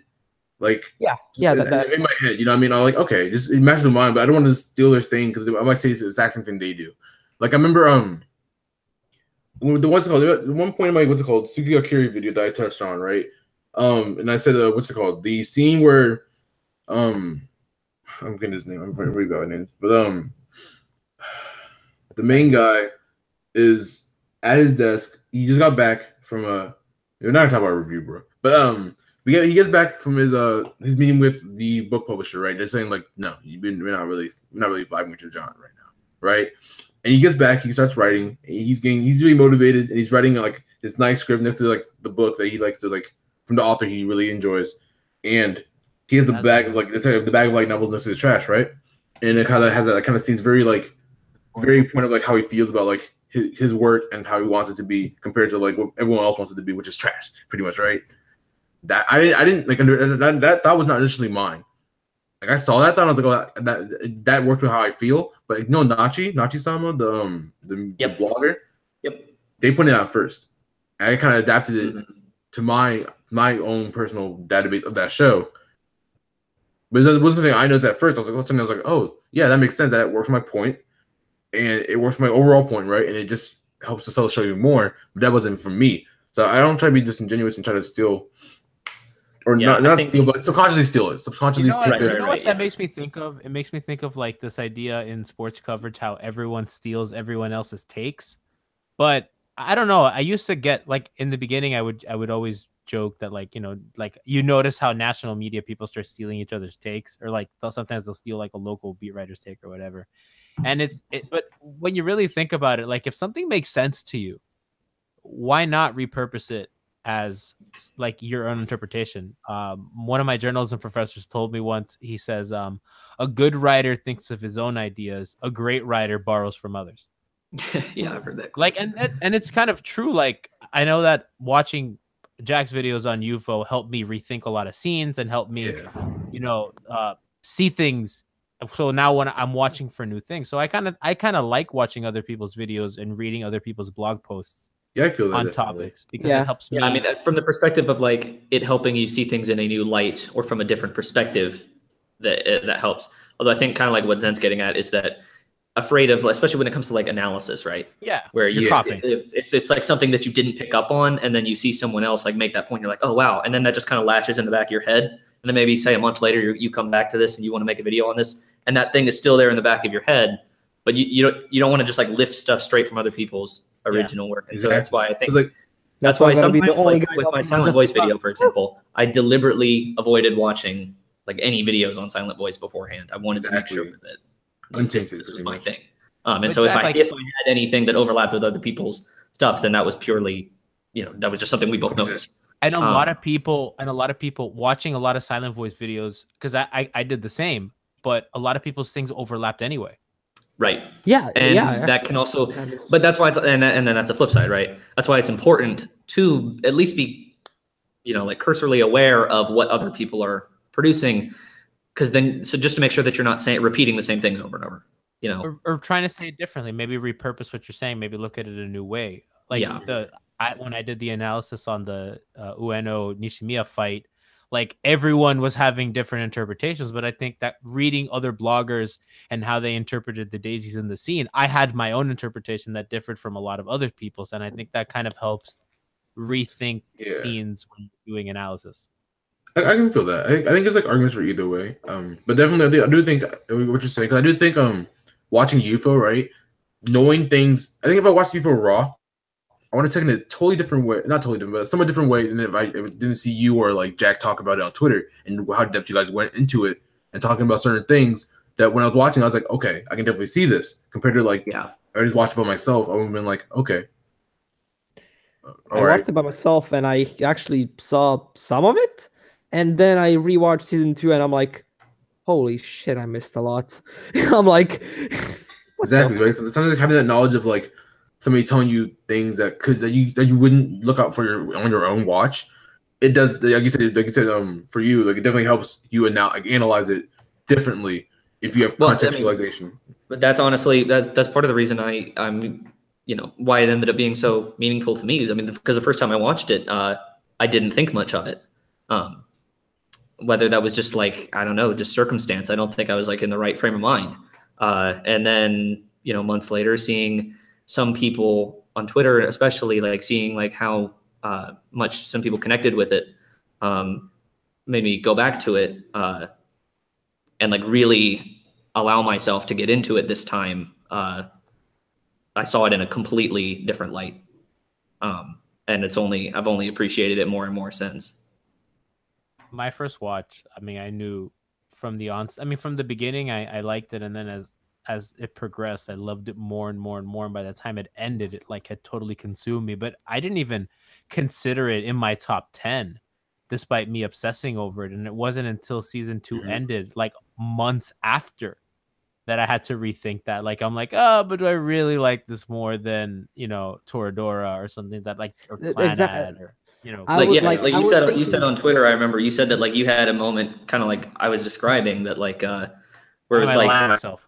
when you exactly like when you think about it, like when I think about it, UFO is so clearly the series that has had the biggest impact on me personally. Oh, by the way, thanks, Lucy. It's not even close. I'm adorable. It's like it's kind of like an aha moment. It's like, wait, of course, like why? What was I thinking before that this like if everyone else knew it, how did I not know it?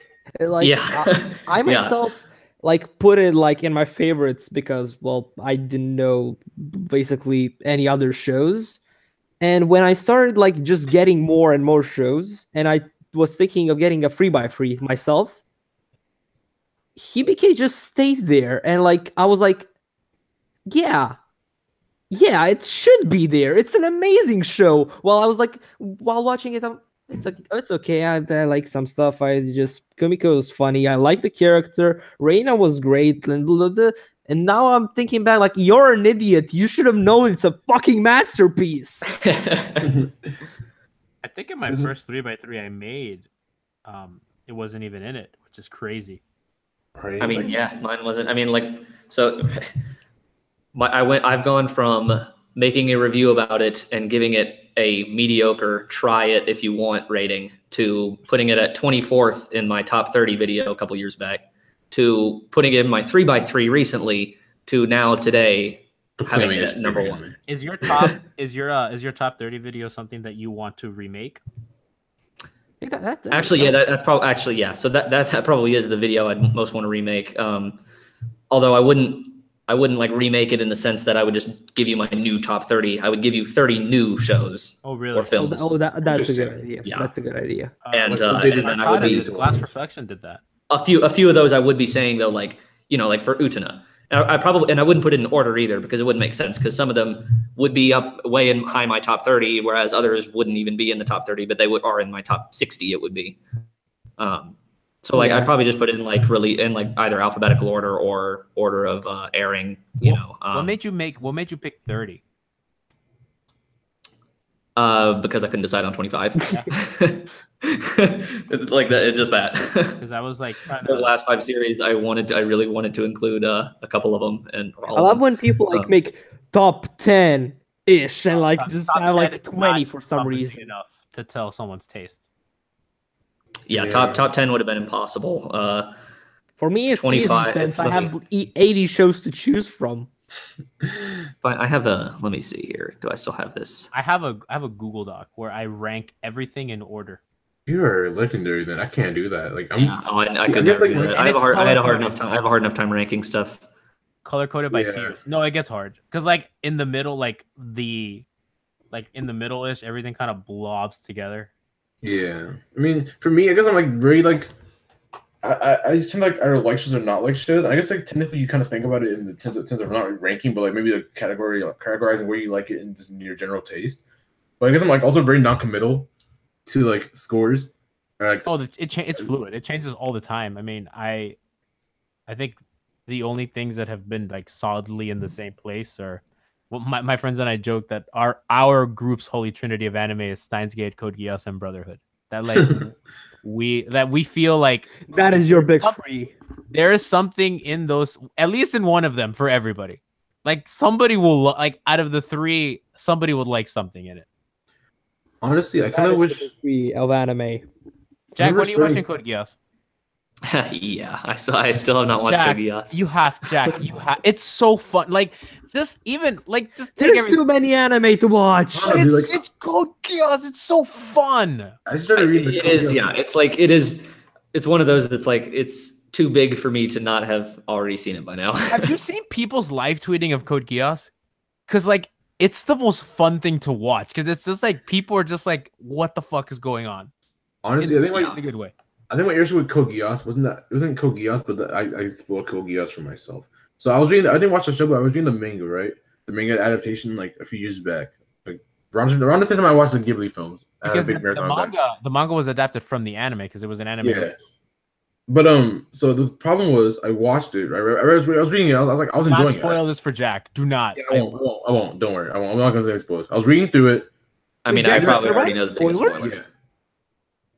What? Damn. I probably already know the biggest spoiler. Yeah. So like I found the end spoiler. I found the end spoiler. What? That Lelouch Zero? That what's his face like kicks it. Yeah, exactly. Yeah. I found that out. I'm spoiled on. I basically know all of Code Geass, and I'm still on. I found that exact spoiler, and I didn't want to read it. I was like, I don't want to read something where somebody invested in just kicks it. That's how Death Note got spoiled for me. There are some anime spoilers. I mean, that's like some of these spoilers. These are like the Darth Vader is Luke's father of anime. Like these are like the spoilers that like, how can you not avoid by this point? Really?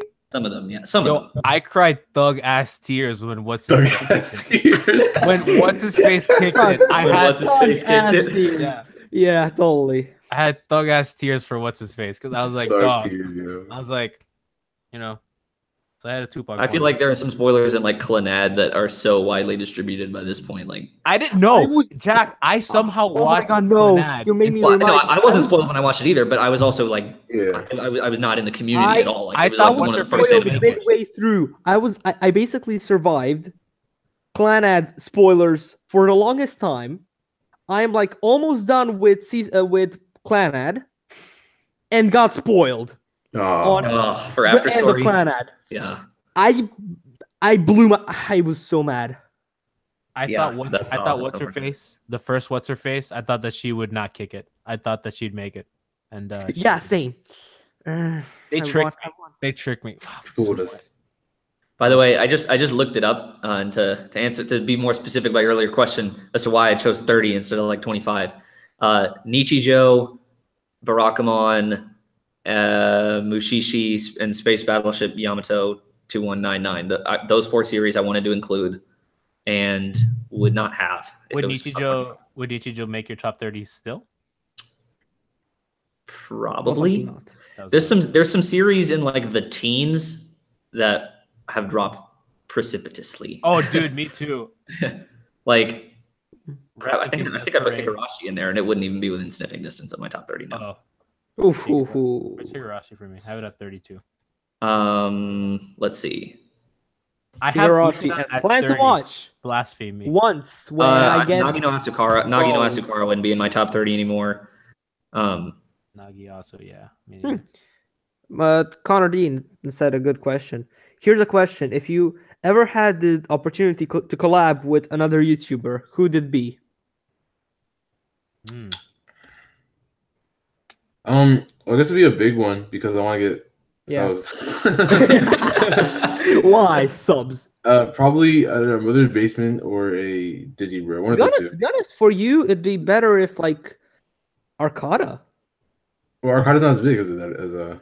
I would work with Arcada. I like Arcada. I met him at a. Like for your style of video, Subs, go full on, dude. Do PewDiePie. He's in A2 now. One video about Devilman. Nah, he would do another video with anyone else. Fuck. I think definitely like a Digibro or a Does My I favorite- think Murder's Basement would be the easiest one to work with. I was saying Murder's Basement because I think it'd be the easiest one to kind of like malleable. You're gonna have to wait for my videos does because Leffen count? I may make them Dude, Leffen? one Does day. Leffen count? Because I would No. so love to Right? collaborate. It'd be fun though. Let me be fun to collab with, dude. Do you guys know who Leffen is? Yeah. Of course I do. I know you do, but Jack, do you know who Leffen is? I don't. So I don't think. He's a Oh. pro Smash player who's kind of a weeb. Oh, okay. Oh, Yeah. He's a funny lad, dude. He's a character. He's an anime character, pretty much. No, yeah, Leffen He's- is Smash is basically an anime, and Leffen is like the anti-hero. He's yeah, an anti-hero. the greatest anti. No, seriously, who would I'd probably Big want to deal in the collaborate chat said that PewDiePie's also made a video on Blame, so that's 2. with. Oh, look at that. Just not even gross in attitude. still a probably go cheap Joe. fucking answer. I'd go Joe, just because I love the academia-ness of his videos, and being in academia now and applying what I'm reading, like in these books and these like academic texts to anime, because I do that a lot in class. Mhm. I would like to do something with Joe with these things, or something, yeah. pedantic, because I'm my major's in women and gender studies with a focus on LGBT and specifically trans. I would like to collaborate with pedantic on something like academically. I think that would be a lot of fun. Well, to be honest, Pedantic would be up for it. So Pedantic's coming on my podcast next week. Her and Oh, that's Zeri. awesome. Yeah, That's we're what going to it's talk interesting, about yeah. Women's Violet studies. Evergarden and Kyo Annie, and we're gonna have Oh some god fun. damn it! I need God, to I catch hope- up please, on that. Please be. I need you to be the Violet Evergarden Defense Force for me. Please defend it. Defend it. I mean, Can I be the devil's advocate? What do you gotta say? All right, be mindful that if you say something slanderous, that the universe will make you lag again. does pedantic not like Violet Close, Evergarden? it's a close start. No, I know. Pedantic does like it. So Yeah. Pedantic is loving it. I'm talking about just like Pedantic is wider. loving it. Oh no, yeah, no, we're bringing in the cavalry to defend this. If you don't, no, I mean, like, I don't want to. If you don't like it, then that's fine. No, I like it. I really, I I mean, like it. I saw the Yamada episode today. It's, No, dude, it's no, the- no, it's- give me some what it is that drives me nuts is like the specific attitude of like it being this big flop from like all It's this not. like manufactured hype that I don't know where it came from or Where it what came people from. were expecting, and now It's interesting, like honestly. yeah, it's Like I think you talk about like I said before, like it's a very slow burn show, but people are expecting something else from it. It's really interesting. I feel like it is, and I don't know where they got that idea from. I think I said at it no then. point in the build up to They're it waiting did I for think it wouldn't be a KyoAni slow burn show. FMA. It's basically they're waiting for KyoAni Full Metal Alchemist. Yeah, and that's why would they do that? Why would KyoAni make a Full Metal Alchemist? I mean, yeah, yeah. Like I don't know if Actually, people were expecting like why a not? big, This- like adventurous It's not story. their style. I was not expecting their action. style. I wasn't expecting this. I like what I got, but it's not what I expected. Yeah, like a lot of what to people expect, expected wrong. Well, everyone. that Gil Yamada- wants to know why I followed him on Twitter. Probably just because I'd seen you in interactions with other people that I followed and noticed that we had some mutual followers. So, and I was aware of. Gil said that. My Yeah. boy Gil. Oh. The lovely, wonderful Gil. Was anybody Exactly. else uncomfortable by that latest Evergarden episode? Because I was a little bit. Really? In what way? Yeah.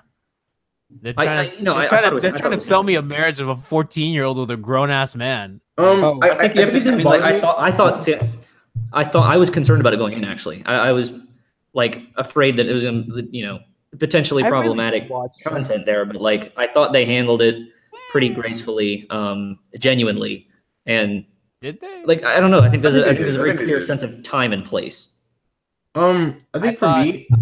Go ahead, subtitle. No, I thought that if they had gone more the route of political rather than like it being more toward feelings, I would think it would have been less problematic. But I think the end of the episode is really nice to focus on the princess and her maid or servant.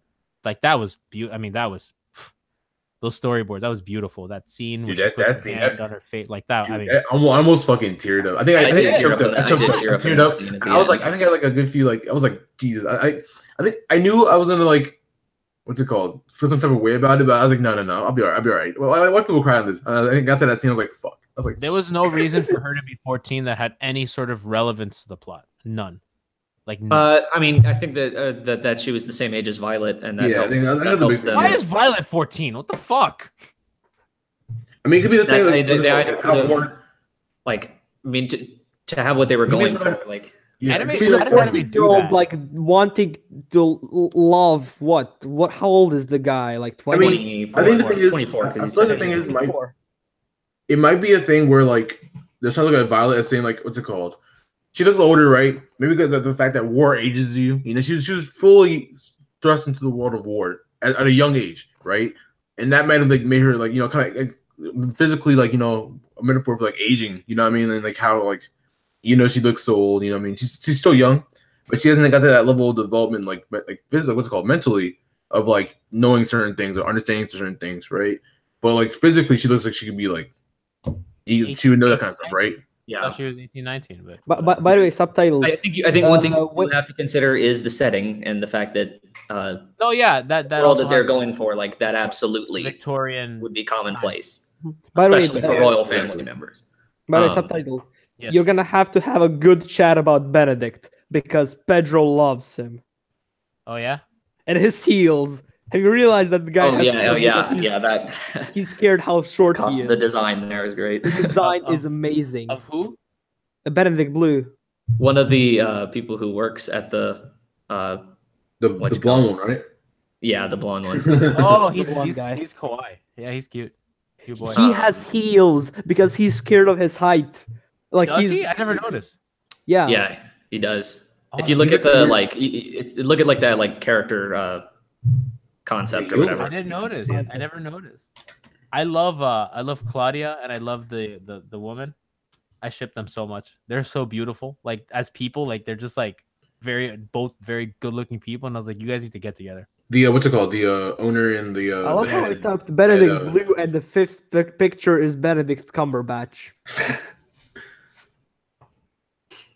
So yeah, that's we're interesting correlation. Connor makes a point about that like Kyoani's done Kyokai no Kanata, and I would also add Chunibyo into that. I mean, I'm not saying that Kyoani can't do action. I'm just saying that when it comes to Violet Evergarden, from what I saw, from what I knew about the series, and from the trailers and promotional stuff, like I didn't get any indication that this was going to be an action heavy series. Like Well, Yeah, for the hype, all it of looked all of the promotional material build up to it, and from listening to the director and some of the staff members themselves, like I always expected that this was going to be a slow burning character drama, and that's exactly what it is. Honestly, if I had seen the episodes, if I saw the episodes of Axe, I wouldn't think that. How would you get that from that? Even for the first 3 episodes, it's very, very slow burn, very kind of like development big. You know, it's like how would you get action? Yeah, from that? well, it's super internal and like steeped in yeah. character acting and stuff like that. You know, it's exactly. which doesn't have a. I mean that doesn't have a broad appeal, generally speaking. So I get that. Yeah, it's just the like almost like joy that some people seem to take in like hating on this series and calling it a flop and stuff. And yeah, when all that was manufactured in the Well, first place. like there is really no flop. I don't know. For me, there's really no flop in anime. There's just either bad character writing, bad world building. Like there's no flop. It's just shit writing. Like I you mean, can't- yeah, Like like flop is more like people expectations not being met. That's pretty much what people consider a flop. yeah, That but makes like sense. I also going I off the viewership in both internationally and in Japan, it's not a flop. yeah, like, Violet Evergarden is not a flop. It's very well received. But yeah, no, I think like one complaint specifically, for example, is like people after 8.4, after totally a two flop. episodes. After 2 episodes, people were complaining about how Violet doesn't have Any enough character. like, emotion, and she doesn't have enough character to latch onto. And I was like, that's the point. Like, isn't that the point? That's the point. Yeah, That's yeah. the My- character. to be honest, my problem is that's the point. I like KyoAni characters with a lot of emotion, and I'm like, But the you're point bland as fuck. Why? Yeah, but the point of the show is. But I get that. But I get that. But my counter to that would be, personally, I think the characters around her to this point have had enough emotion Exactly. and character. That's what I'm not to carry wrong. it. Enough. I need to see more. I can't like even think to drop it before I see actually the world, because I've only seen one episode and Yeah, there was literally nothing. Yeah, I think episode 5 was probably the most recent one, was the best one yet. Yeah, I agree. Okay, I thought the first one. I thought the first one was the best. I thought this one was. I mean, I guess because I was uncomfortable for some of it, but just this one was really good in terms of production, and like if a couple things were different, I would say far and away episode 5. I mean, yeah, it was the one it was the one I was found myself the most emotionally invested in by the end. So I think my favorite part Yamada man. Yamada did it again. But then my favorite part of about episode 5, I think, was the development of Violet in that, even in that space, like the fact that she kind of knew and went to step back. You know what I mean? I think that was the most important part of the episode. Was learning. Sometimes you can't have things be parsed to other people. Sometimes it's because the whole thing about the dolls is that they're kind of used to kind of parse people's emotions and kind of write for people that can't do it. But sometimes you have to do it yourself. Sometimes you can't have a proxy do it. You know what I mean? Even if these dolls can read pretty well, people are pretty pleased with their job and what their work is and how they do it yourself, and you have that genuine, like, it's from you, it's that person. You can't have somebody, like, you can't speak to somebody else, you know what I mean?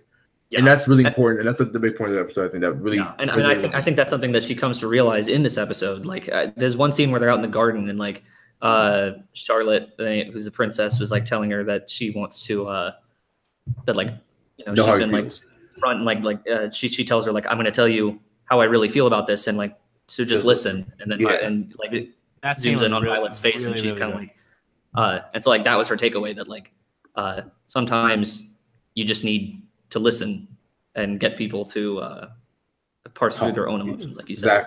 Exactly. So yeah, I definitely think that she probably took like the biggest step forward in this episode. I also thought at the end it was nice when she's next to her colleague and she's like, "You really owe me for this," and she's like, I want this," and Violet's like, as payment, like, because it kind of shows that she's still not understanding of everyone yet, that she can't like tell joke apart from not like. So I thought that was a kind of like a nice touch at the end of the episode. I didn't even think about that. Yeah, you're right. I didn't think about it.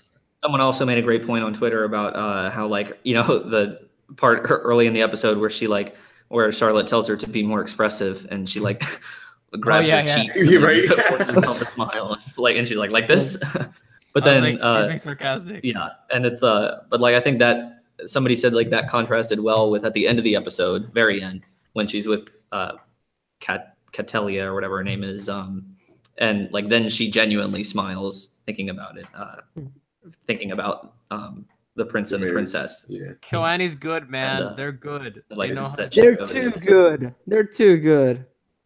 I love that part also as well. When she had the flowers in her hand, it's kind of like symbolizing like they're being married and stuff like that. I was like perfect. I was like the last represented him, and Daisy represented her.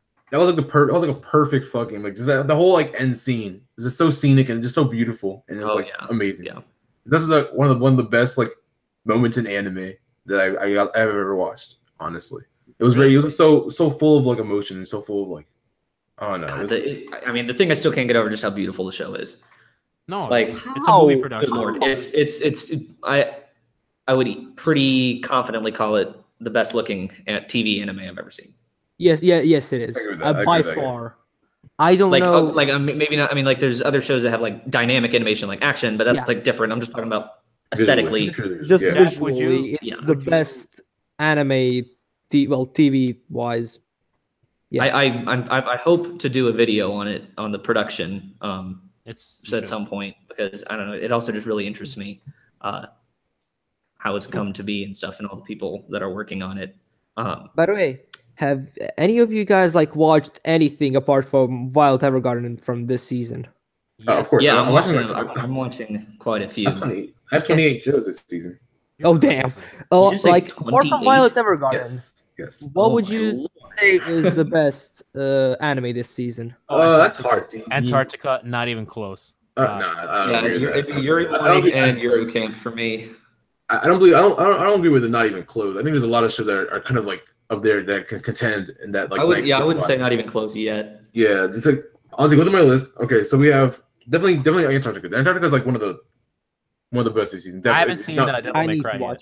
I need to watch that. Devil May Cry, baby. I didn't I didn't agree with it. I didn't like it as like a show. I liked it like as a production wise. It looked good. It was good technically. Everything about it hit the mark that it needed to. But I guess I don't like this. I don't like this, the type of story it is. I don't like depressing stuff. Which is you kind of tell honestly by stuff I've covered has been pretty lighthearted for the most part. And it's like some shows like I'd like to have like drama and like stuff that aren't like happy. But I guess like everything I've watched has never been hopeless before. I never watched a hopeless anime. I watched sad anime before. You know what I mean? I watched like stuff that's very violent before. But I never watched anything that was like really hopeless before, and I don't like that feeling of being hopeless. I don't like being hopeless. I don't watch anime to be hopeless. The world's already hopeless enough. I don't want to watch that in my anime. How many times like you said hopeless in that sentence? Too many times. that anime just like it resonated with me in the wrong way, and I felt really sad because I binged it. And I wish I never watched it. Honestly, and I love you also. I wish I never watched Devilman at all. Seriously? Mm-hmm. Oh yeah, Devilman was this season. Fuck. Yeah, I guess I keep forgetting about it because it's like I'm only thinking of like the ones I'm watching week to week, right? Yeah, exactly.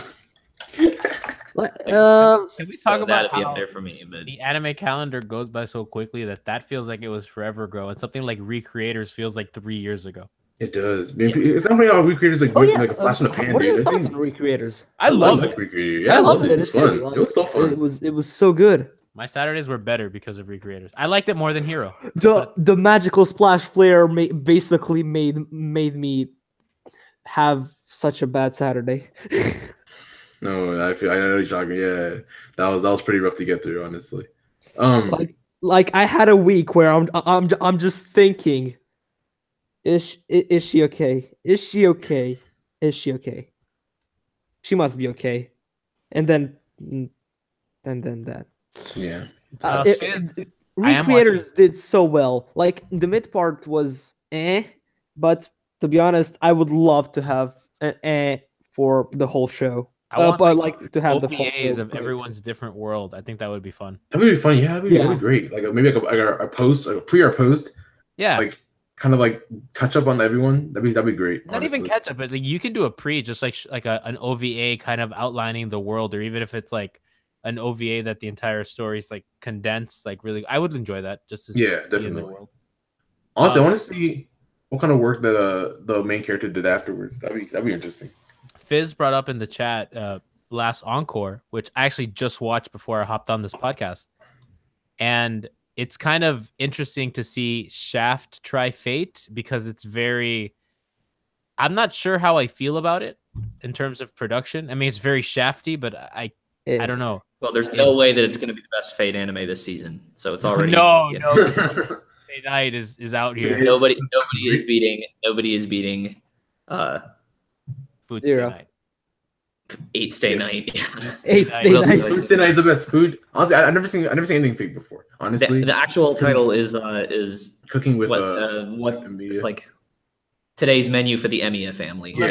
There are two anime that have names that we're not using ever, which is whatever Antarctica's name is, and then that. A place further than the universe. Yeah, no, it's Antarctica. I'm sorry.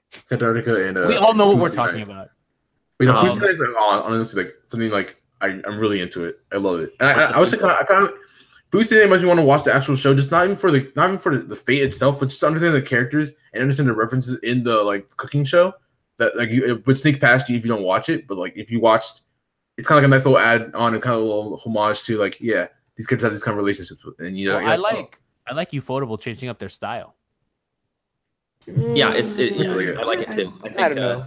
I've still not watched any of like new style UFO, so I can't judge. It's reminiscent of their work pre Kara no Kyokai, pre Type Moon stuff, basically. Pre Naziverse. Yeah, pre Naziverse. Right. And yeah, no, it just shows that like even when it like their show, a lot of their shows are like just the digital work in their shows is incredible. We were talking I think this goes to show that that's not the only thing that they can do, But so what about the ramen show, aka Gay Do? Talking about ramen Daisuke Koizumi-san. I talked about it in the last video I did with the Eurocamp. I mean I like it. I mean it's not the greatest thing ever, but I like the thing to talk about with ramen. That's interesting to me. It's a nice little show to throw on. Yeah. Anybody watching After the Rain? I am watching After the Rain. Very beautiful. Very beautiful. The production's awesome. I watched the Actually, first episode. I'm gonna wait to see. He has the same designer. He has the same character designer. Not problematic yet, although it likes to straddle the line. I mean, yeah, I'm gonna. That's the thing is, I'm gonna wait a minute. How can you say that isn't problematic and then have a problem with Violet Evergarden? I like the Violet. Okay, but hold on. In one show, an adult is marrying a young girl, and the other one, he's not doing anything. He is not interested in her. She is in him. It's a 50-year-old man. He does. It's basically he does indulge in it a little more than I would like him to. But yeah, it's basically Reina and actually not. No, I'm not gonna say that. It's not. How dare you compare? You're only saying she's like Reina because she has long black hair and has. She's different Reina. I was gonna say he's like Taki, and I'm like, no, he isn't. Taki's such a good man. Taki's too good of a man to be him. No, there's a completely different kind of personality types. Like Taki's very kind of like mellow. I don't know, he's kind of there, but like kind of aloof in a way. Taki would never smoke a cigarette. Yeah. Yeah, that is true. Yeah. But like I like what's it called? What's it called? I just remembered the flowers that he bought. Do you remember what the flowers he bought were? The ones that were like, I'm thinking about you. Like, yeah, I will never forget you. Okay, I just pulled up my mail to make so I don't forget anything. These are the airing shows I'm watching right now. Okay, so I'm continuing March Comes In Like a Lion. Always. Also kind of continuing Magus Bride, but I haven't watched it in a few weeks, so I'm really behind, and I don't know if Magus Bride. God damn it. Okay, so then but the new stuff. Let's see, Darling in the Franxx, the Fate cooking show, Takagi-san, Mitsuboshi Colors. Oh, that's a good one. That one's so adorable. One, yeah. It's hilarious. Yeah, I love it. It's so great. I love it. It's highly recommend it. And I don't see a lot of people talking about it either. But it's just I don't know. Let's talk about it at some point. Yeah. This season is very like underrated and just not talked about at all.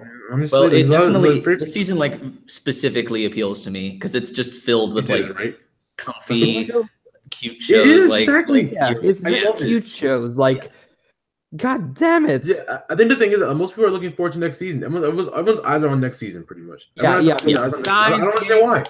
I don't understand why because next season doesn't look as good. I have like 18 shows I'm looking at maybe next season. I'm not gonna watch half of those. You know what I mean? Display half of Annie Gate Zero. You want me to display like how basically half of Annie right now is? Oh, so next freaking spring season 2018. Just money. I mean, yeah, the reason people are looking to Hero, Steins Gate, anything like. I don't care about. Listen, the only thing that matters to me is Steins Gate Zero. But there's Steins Gate Zero. There's Legend of the Galactic Heroes remake or whatever. There's an Ashita no Joe spinoff. There's Cutie Honey. There's High School DxD Hero. Yeah, right. Chaos was supposed to air originally, I believe, in this season, and it didn't, and that would have made it even crazier. Yeah, dude. They're it's like a bloodbath of like nostalgia, pretty much. Like, I understand why people like it, but my problem is I haven't seen most of those series. Exactly. My problem is Jack, you're not excited for Steins Gate? I am. No, I am excited for that one. Oh no, I need to watch Steins Gate. It's like in terms of like new stuff, like it's a lot of cool stuff that I've seen like in the synopsis and stuff, but nowhere near as much as this season. Nowhere near like the shows I'm like liking. I love comfy stuff. Comfy's my comfy aesthetic. This is comfy season. I'm so with you. Yeah, this is my season. That's why I like. That's why I said like this season very specifically appeals to me. I'm in my bag this season right now. Like I'm having so much fun, dude. Like I love this season. Yuru Camp, Hakume and Mikochi, Mitsuboshi Colors, even Takagi-san, you know, it's just very comfy, like just banter. It's like one up. I love that. This is reminds me a lot of Tonari no Sekikun. I don't know if it is. Yeah, exactly. Yeah, I talked about it. Yeah, Tonari no Sekikun, very similar. Not in the sense of like the banter between the characters, but the kind of like very isolated in the classroom. Like it's a whole classroom, but you kind of just narrow it down to this two places. It's like its own little world. Yeah, you know what I mean? Exactly. And like they have this like one specific dynamic that just kind of like repeats itself in different ways, and exactly. It's almost like if you reversed it and had it with a more of a someone needs to talk about like Antarctica and Euro Camp, because like basically right now they're at the level which Made in Abyss was, and then people just started talking about it and it just went up, and now it's goddamn. That's why I did a video on the Talk about better shows. That's what Please I talk did a about video on YouTube. actually made this is good. And just talk about shows so people watch it. Eurocamp and Antarctica at least. I was going to just do a video on Antarctica first before the Eurocamp. I think Eurocamp actually kind of came out of nowhere. The Eurocamp video, I just kind of just like spontaneously just made it, I guess. Yeah. I wanted to talk about it because I was like, I need to talk about this show before everyone gets on the train. I need to be the person on the train. I'm probably gonna do my do a like whole seasonal thing video after I do this UFO one. I'm excited for the UFO video. Hey guys, I gotta go. All right. A lot of fun. Take care, everybody. Take care of yourself, man. Good talking with you. Fun. Bye. Yep. Oh God, it's 5 o'clock. Yeah. We can end it here, honestly. It's yeah, that's probably a good idea. Yeah. All right, before you go, he left. Oh, all right. No, that was Subtitled Anime. Go check out his channel. Check out his podcast. Check out all his stuff. That's what I want to show. Yeah, yeah, exactly. But, he's got several good Q&A videos that's relevant to the stream's topic. Yeah, to the stream's topic All right, that we did for an hour. Show Very true. Give all your information. Where can we find your YouTube videos, Jack? You can find me at Under the Scope on YouTube, and then also on Twitter at JackUTS. So, all right, what do you about YouTube? I'm 4 followers away from 2,000. Follow him, guys. Make it happen. Great. Make it happen. He's great. He's a great guy. But Toro, you want to plug anything? You want to say anything? What you want to do? Only my Twitter, Torotera Tony. Torotera Tony. All right. But and you can find my stuff at my main stuff on the Zentaray channel, of course. And follow me on Twitter at Zentagonal. That's all. That's it. You know, we talked about UFO for a little bit, and it was we talked about everything. We had as Kano said, we spent maybe 10% on the TV. But yeah, all right. Well, see you guys later. This was very fun for me. But it's over. Goodbye.